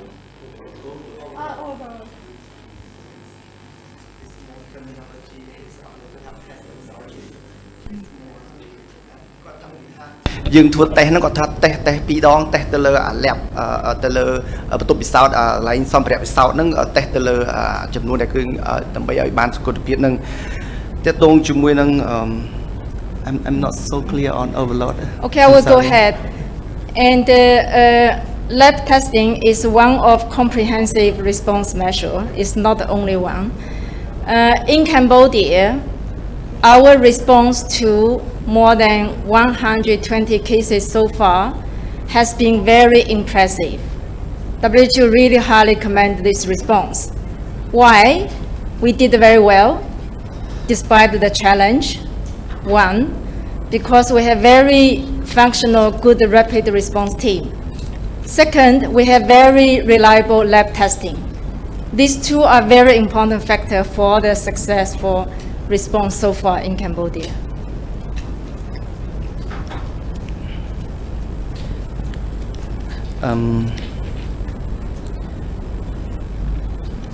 ចំណុចចុងក្រោយមាន2ចំណុចចំណុចទី1ដែលតាក់ទងជាមួយនឹង lab test របស់យើងគឺមាន100ករណីហើយ test ហ្នឹងមានលទ្ធផលជា reliable មានន័យថាទទួលយកបាននៅសម្រាប់ប្រើនៅក្នុងស្រុកខ្មែរយើងហ្នឹងសូមអធិស្ឋានអាដាមបកប្រែតិចអាដាមតាក់ទងជាមួយនឹង lab test អាដាមសវណ្ណសូមជួយតិចខ្ញុំអត់សូវជំនាញខាង lab test ហ្នឹងអាដាមសូមអធិស្ឋាន And moving forward, also let me share with you the 3 concerns that WHO has it relevant to Cambodia. The first concern is the speed of the disease spread. Second concern is the uncertainty of the new virus. The third one is the increasing demands on the health facility and health care workers in the future. ខ្ញុំសូមអនុញ្ញាតបកប្រែជូនអ្វីគាត់មានប្រសាសន៍មិញ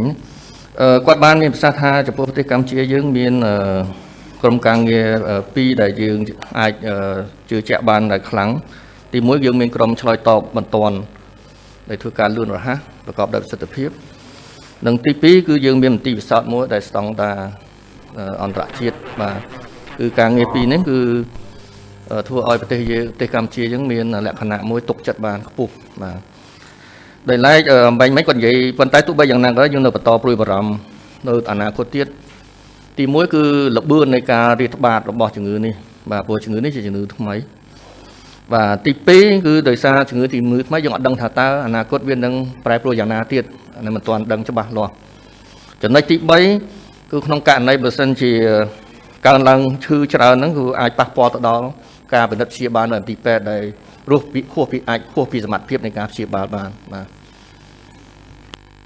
That's why moving forward, I only have one key message. From testing to prepare.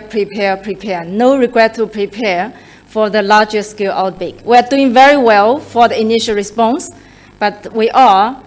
worried about larger scale community outbreak. And we are glad that a lot of preparation is ongoing, but we have to do more. ដូច្នេះខ្ញុំចង់ប្រើនៅពាក្យកលឹះមួយគឺថាក្រៅពីការយើងខិតខំធ្វើតេស្តហើយប៉ុន្តែអ្វីដែលសំខាន់មួយទៀតគឺត្រូវត្រៀមរៀបចំជាមុនបាទហើយខ្ញុំសង្កេតឃើញថាបច្ចុប្បន្ននេះគឺក្រសួងបានរៀបចំមុនច្រើនហើយបាទដើម្បីត្រៀមលក្ខណៈឆ្លើយតបទៅអនាគតបាទ Thank you, Dr. Lisua. នួយទៀតបាទ អាដាមខ្ញុំមានសំណួរមួយចុងក្រោយពីខ្ញុំឯណាដោយសារកន្លងទៅដូចថាយើងមានសំណួរច្រើនដោយថាខាងអ្នកនាំពាក្យក៏រវល់ច្រើនខ្ញុំចង់ដឹងចេះយើងបានតាក់ទងជាមួយកម្មករយើងមានហេតុផលថាគាត់មិនទៅស្រុកកំណើតអត់ជាបញ្ហាទេហើយខ្ញុំបានសម្ភាសពួកគាត់ក៏សម្ដែងក្តីបារម្ភខ្លាំងក្នុងការឆ្លងនៅក្នុងរោងចក្រតែម្ដងព្រោះគាត់យើងកំពុងតែអនុវត្តការរក្សាកម្រិតពីគ្នាហើយគាត់មិនអាចអនុវត្តបានទេព្រោះនៅក្នុងរោងចក្រហើយខ្ញុំបានដឹងថាគាត់ត្រូវធ្វើការហើយសេដ្ឋកិច្ចយើងដើរទៅលើនឹងធំចង់ដឹងថាតើក្រសួងយើងមានជំរើសអីក្រៅពីនឹងទេជំរើសដែលថាឲ្យគាត់ឈប់ពីរោងចក្រព្រោះគាត់ក៏លទ្ធភាពក្នុងការឆ្លងច្រើនដែរបើសិនបើមានការឆ្លងហើយយើងរក្សាកម្រិតពីគ្នាមិនបានទៅសម្រាប់ពួកគាត់តើក្រសួងមានការពយល់គាត់បន្ថែមយ៉ាងម៉េចទៅដូច្នេះបានរាជរដ្ឋាភិបាលគឺណែនាំគាត់ឲ្យធ្វើការរហូតមនុស្សតដែលធ្វើការហ្នឹងបាទមិនឲ្យទៅផ្ទះទេទៅផ្ទះខ្លាចនាំមេរោគមកកន្លែងតាមខ្លួនហ្នឹងឲ្យចូលទៅកន្លែងរោងចក្រសហគ្រាសរបស់ខ្លួនដែលបង្កហានិភ័យខ្ពស់បាទទាំងខ្លួនឯងទាំងមិត្តភ័ក្តិជាកម្មករនៅក្នុងហ្នឹងហើយទាំងរោងចក្រទាំងមូលដូច្នេះបានរាជរដ្ឋាភិបាលហាមឃាត់បាទឲ្យនៅកន្លែងធ្វើការងារនេះចូលឆ្នាំនេះបាទធ្វើការបានលុយទៀតហើយសុវត្ថិភាពទៀតពីព្រោះមនុស្សតដែលធ្វើការជាមួយគ្នាស្ថានភាពសុខភាពនៃកម្មកររបស់យើងបាននឹងណុលអស់ហើយដូច្នេះកុំទៅភូមិទៅឃុំដើម្បីយកមេរោគមកឲ្យចូលនៅក្នុងខ្លួនយើងហើយច្រឡំទៅមិត្តភ័ក្តិរបស់យើងជាកម្មករដូចគ្នាហើយទៅក្នុងរោងចក្រសហគ្រាសរបស់យើងដែលបង្កហានិភ័យគួរបាទដូច្នេះបានគេយើងហាមឃាត់រដ្ឋាភិបាលបានហាមឃាត់ដូច្នេះបើអ្នករំលោភនោះអ្នកនឹងទទួលខុសត្រូវនៅក្នុងខ្លួនឯងបាទបើមិនស្ដាប់ប្រកបបាទដូច្នេះបង្កហានិភ័យដល់អ្នកដទៃបង្កហានិភ័យដល់រោងចក្របាទតើណែនាំមកគាត់ច្បាស់ឲ្យយល់អញ្ចឹងបាទមិនមែនតែខ្លួនគាត់ទេបាទវាត្រូវការ៉ង់ទីនវាត្រូវ4-10ថ្ងៃទាំងខ្លួនគាត់មកវិញបើគាត់ទៅធ្វើការប៉ះកិរិយាទៀតត្រូវ4-10ថ្ងៃអ្នកនៅរោងចក្រទាំងមូលរោងចក្រត្រូវបិទទ្វារ4-10ថ្ងៃទៀតបាទដូច្នេះបានរាជរដ្ឋាភិបាលណែនាំពីបញ្ហានេះឲ្យយល់ច្បាស់ទាំងអស់គ្នាបាទយើងនៅធ្វើនេះបានលុយបានប្រាក់ខែចាយឲ្យសុវត្ថិភាពទៀតតែទៅផ្ទះមកវិញនាំមេរោគមកយើងទៅធ្វើអីបាទយកមកច្រឡំមិត្តភ័ក្តិយើងមកច្រឡំដល់រោងចក្រសហគ្រាសទៀតបាទយល់ទេអូនជួយណែនាំអញ្ចឹងមានកាយទៀតបាទ ជំរាបសួរអាដាមរដ្ឋមន្ត្រីសាជាថ្មីខ្ញុំបាទមានមួយសំណួរទៅកាន់ភាគីក្រសួងសុខាភិបាលយើងហើយមួយសំណួរនេះសូមការអនុញ្ញាតដល់ពងពោះពីអាដាមរដ្ឋមន្ត្រីដើម្បីសួរទៅកាន់អង្គការ WHO មួយសំណួរនេះចេះទេអាដាមកន្លងទៅខ្ញុំឃើញគេចែករំលែកព័ត៌មានជាច្រើនជាពិសេសបង្ហាញពីថ្នាំព្យាបាលកូវីដនឹងចំតែម្ដងមានវីដេអូមួយហ្នឹងគឺស្ត្រីម្នាក់នៅបរទេសគាត់ថាគាត់ផ្ទុកកូវីដគាត់មានលេបថ្នាំនេះលេបថ្នាំនោះបង្ហាញតាំងពីរៀកលេបស្មិចតាដូលេហ្វ្រង់ជាដើមហ្នឹងអញ្ចឹងទៅខ្ញុំចង់ឲ្យក្រសួងសុខាភិបាលជួយផ្ដល់ជាមតិយោបល់បន្តិចថាតើនៅពេលខាងមុខទៀតយើងចេះតែមានការព្រួយបារម្ភថាព្រោះឥឡូវនេះពលរដ្ឋកម្ពុជាគាត់ដឹងហើយថារោគសញ្ញាកូវីដឬក៏ការសង្ស័យកូវីដនឹងយ៉ាងម៉េចប៉ុន្តែអ្វីដែលជាបញ្ហាដោយសារតែគាត់ភ័យព្រួយពេកគាត់អត់ចង់ហ៊ានទៅធ្វើតេស្តទេខ្លាចពេលដែលធ្វើតេស្តឃើញទៅគ្រូពេទ្យដាក់គាត់ឲ្យនៅដាច់ដライពីគ្រួសារជាដើមអញ្ចឹងអ្វីដែលជាការព្រួយបារម្ភឬចង់បានមតិយោបល់នឹងខ្លាចតែគាត់ដឹងថាគាត់សង្ស័យហើយគាត់អត់ទៅធ្វើតេស្តទេតែគាត់ទៅទិញថ្នាំតាមអ្នកដែលធ្លាប់ប្រើហ្នឹងមកដូចកន្លងទៅមានមន្ត្រីជាន់ខ្ពស់ក្នុងជួររដ្ឋាភិបាលថាលេបថ្នាំព្យាបាលអេដលេបថ្នាំព្យាបាលរបេងទៅជាអានឹងជាដើមអញ្ចឹងទេថាតើវាពិតទេក្នុងករណីនេះហើយគួរតែមិនប្រើទេឬក៏គួរតែធ្វើម៉េចជាមតិយោបល់របស់ក្រសួងសុខាភិបាលបានមួយសាំងខ្ញុំឆ្លើយបាទអរគុណអាដាមរដ្ឋមន្ត្រីខ្ញុំបានជម្រាបពូនមុនគ្មានរូបមន្តព្យាបាលណាដែលនិយាមដែលទទួលស្គាល់ដោយអង្គការសុខភាពពិភពលោកទេបាទនេះជាការទម្លាប់ដែលធ្វើឲ្យមានទម្លាប់ខុសបើមានការសង្ស័យ115តាក់ទងទៅបាទហើយដើម្បីឲ្យគ្រូពេទ្យគេផ្ដល់ប្រឹក្សាបាទបានសំខាន់បំផុតដែលយើងជំរាបជូនគឺអនាម័យបាទអនាម័យដៃអនាម័យតាមផ្លូវដកដង្ហើមត្រូវទៅគុំមុខទាំងអស់ហូបចុកអីទាំងអស់សំខាន់ណាស់បាទដូច្នេះខ្ញុំសូមបញ្ជាក់បានទៀតមិនមានរូបមន្តព្យាបាលណាដែលទទួលស្គាល់ថាជានិយមរបស់អង្គការសុខភាពពិភពលោកដែលថាជានោះទេបាទសូមជម្រាបអរគុណច្រើនអាដាមរដ្ឋមន្ត្រីបាទសូមការអនុញ្ញាតដល់ពងពោះអាដាមរដ្ឋមន្ត្រីដើម្បីសួរទៅកាន់ WHO លោកស្រីខាង WHO ប្រចាំកម្ពុជាឥឡូវខ្ញុំសុំតាមមកសំណួរនេះទៀតចាប់អញ្ចឹងចេះតែមានពេលឲ្យសួរមិនចាប់ដល់ពេលបាយឡើយបាទអរគុណហើយដល់រដ្ឋមន្ត្រីបាទចេះទេដោយសារតែ COVID-19 នឹងជាបញ្ហាសកលហើយជំហររបស់រដ្ឋាភិបាលកម្ពុជាលោកបានបង្ហាញកិច្ចខិតខំប្រឹងប្រែងជាច្រើនទាំងការទប់ស្កាត់អប់រំអនាម័យមានទាំងវិធានការហាមពលរដ្ឋមិនឲ្យចល័តអីជាដើមគោលដៅរួមគឺដើម្បីទប់ស្កាត់ការចម្លងរាលដាលជាពិសេសទៅកាន់សហគមន៍ប៉ុន្តែខ្ញុំចង់បានមតិយោបល់ពីលោកស្រីដែលជាអ្នកជំនាញឲ្យធ្វើការចាត់ដិតជាមួយរដ្ឋាភិបាលកម្ពុជាថាតើមាគ៌ាដែលរដ្ឋាភិបាលកំពុងដើរប្រតិបត្តិដើម្បីប្រឆាំង COVID-19 នេះលើផ្លូវត្រឹមត្រូវដែរឬទេហើយបើមានការខ្វះខាតអីទៀតតើអ្វីជាចំណុចបំពេញបន្ថែមជា recommendation from you thank you very much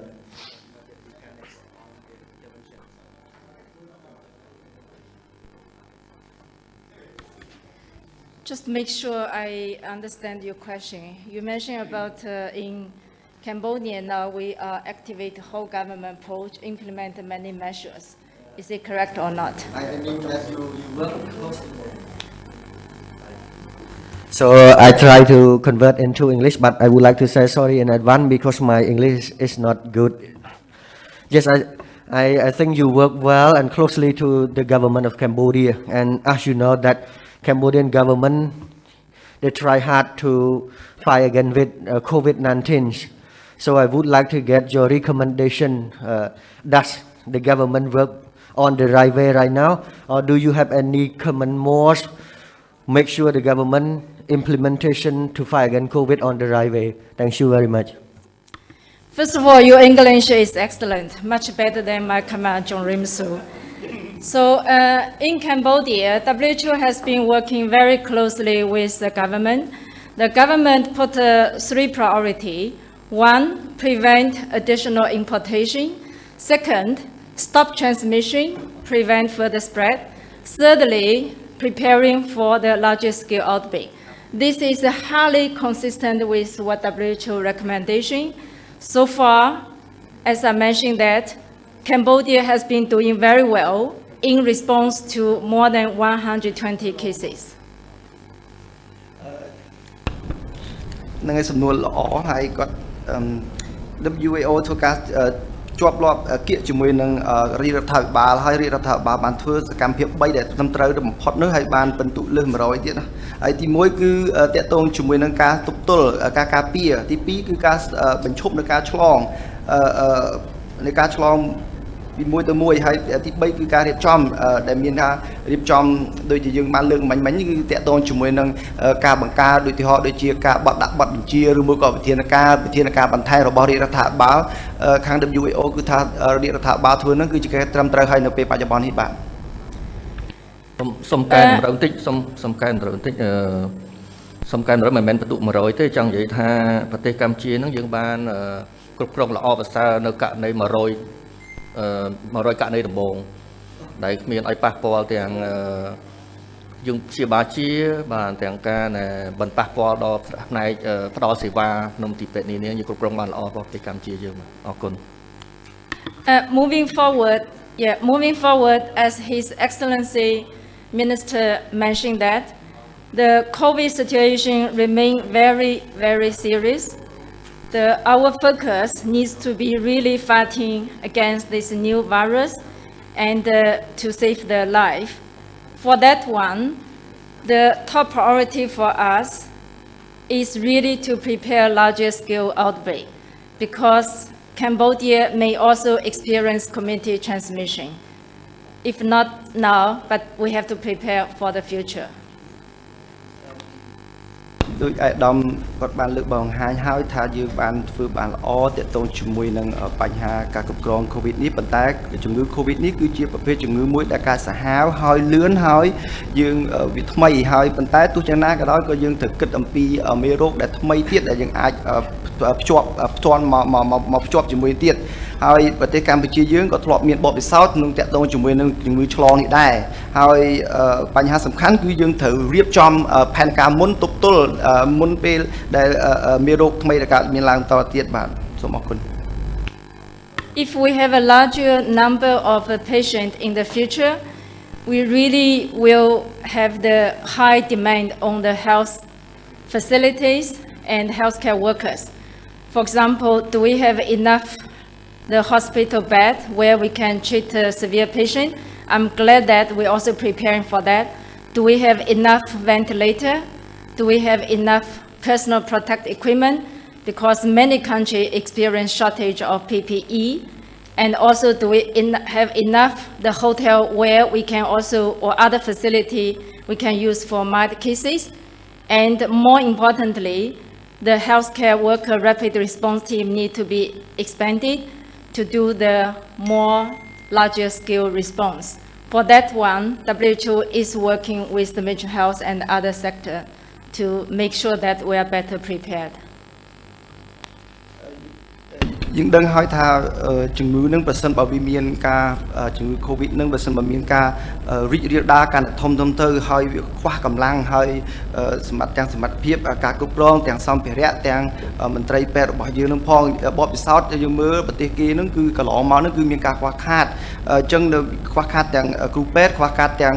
សម្ភារៈទាំង PPE នឹងមានន័យថាសម្ភារៈដែលការពារខ្លួននឹងអញ្ចឹងក្នុងកន្លែងហ្នឹងគឺយើងត្រូវតែ concern មានការព្រួយបារម្ភយ៉ាងខ្លាំងខាង WHO ដែលកំពុងធ្វើការជាមួយនឹងក្រសួងសុខាភិបាលដែលយ៉ាងគៀកបង្កើយហ្នឹងគឺថាមានការព្រួយបារម្ភយ៉ាងខ្លាំងទៅលើការខ្វះខាតនេះហើយអញ្ចឹងហើយបានយើងធ្វើការកិច្ចការងារដើម្បី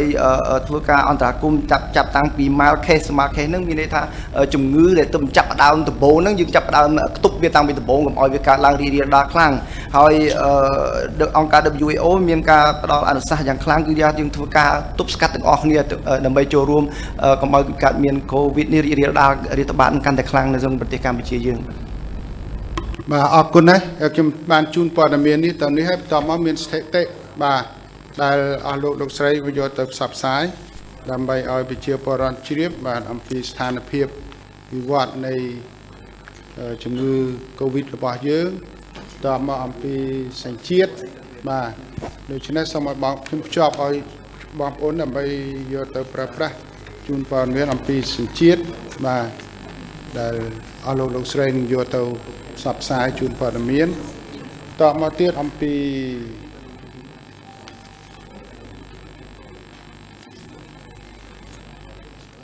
នៅកន្លែងបាទនៅតាមខេត្តមួយដែលមានករណីទុកមេរោគ COVID-19 នេះបាទដូច្នេះសូមឲ្យបងប្អូនយកទៅដើម្បីដាក់នៅក្នុងសារព័ត៌មានដើម្បីឲ្យបងប្អូនដឹងជ្រួតជ្រាបទាំងអស់គ្នាបាទនេះនៅតាមខេត្តបាទ ដូច្នេះសូមថ្លែងអំណរគុណចំពោះលោកស្រីដែលបានមកទទួលព័ត៌មានថ្ងៃនេះហើយសូមចូលឆ្នាំថ្មីប្រសិទ្ធពរជូនលោកស្រីរួមទាំងប្រជាពលរដ្ឋរបស់យើងសូមទទួលបាននៅសុខភាពល្អសុភមង្គលក្នុងគ្រួសារហើយនឹងធ្វើយ៉ាងម៉េចឲ្យប្រជាពលរដ្ឋយើងគឺថាកាត់បន្ថយឲ្យបាននៅការជួបជុំគ្នាដើម្បីកាត់បន្ថយការចម្លងCOVID-19 នេះហើយសូមឆ្នាំថ្មីពំនាំនៅជោគជ័យសិរីសួស្តីជូនអស់លោកស្រីសូមអរគុណបាទសូមចប់នេះបាទ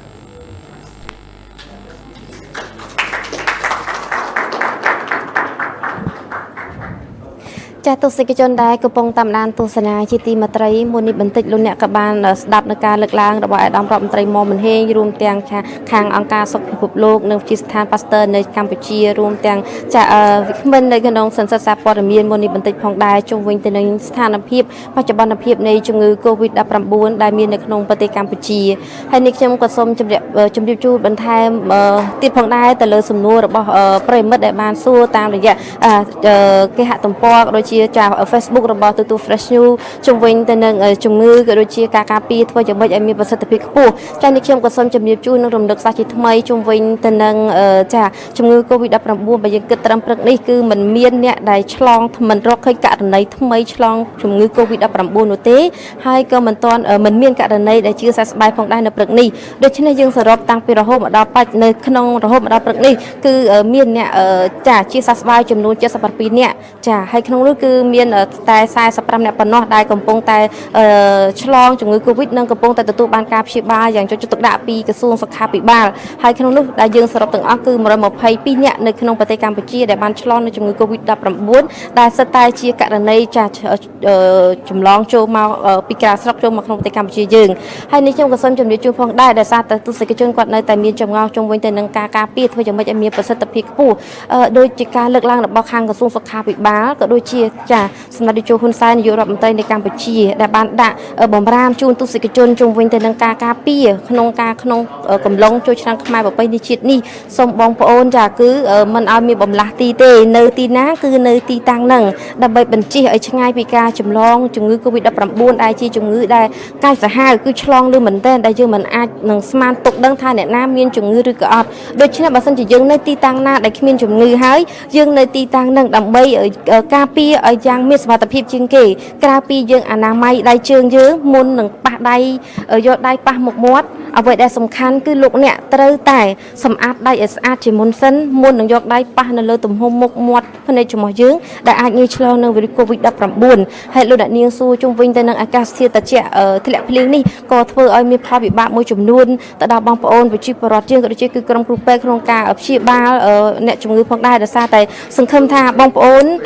យើងគួរតែទុកឱកាសពេលនេះយើងផ្ដល់ជូនទៅដល់ក្រសួងសុខាភិបាលធ្វើកិច្ចការងារកុំបង្កើននៅអ្នកជំងឺបន្ថែមទៀតទៅដល់ក្រុមគ្រូពេទ្យឲ្យគាត់ព្យាបាលតែចំនួន45នាក់ដែលកំពុងតែនៅតាមបណ្ដាមន្ទីរពេទ្យកំពុងតែទទួលការព្យាបាលនេះឲ្យជាសះស្បើយតែម្ដងដូច្នេះករណីឆ្លងថ្មីនឹងមិនមានទៀតទេ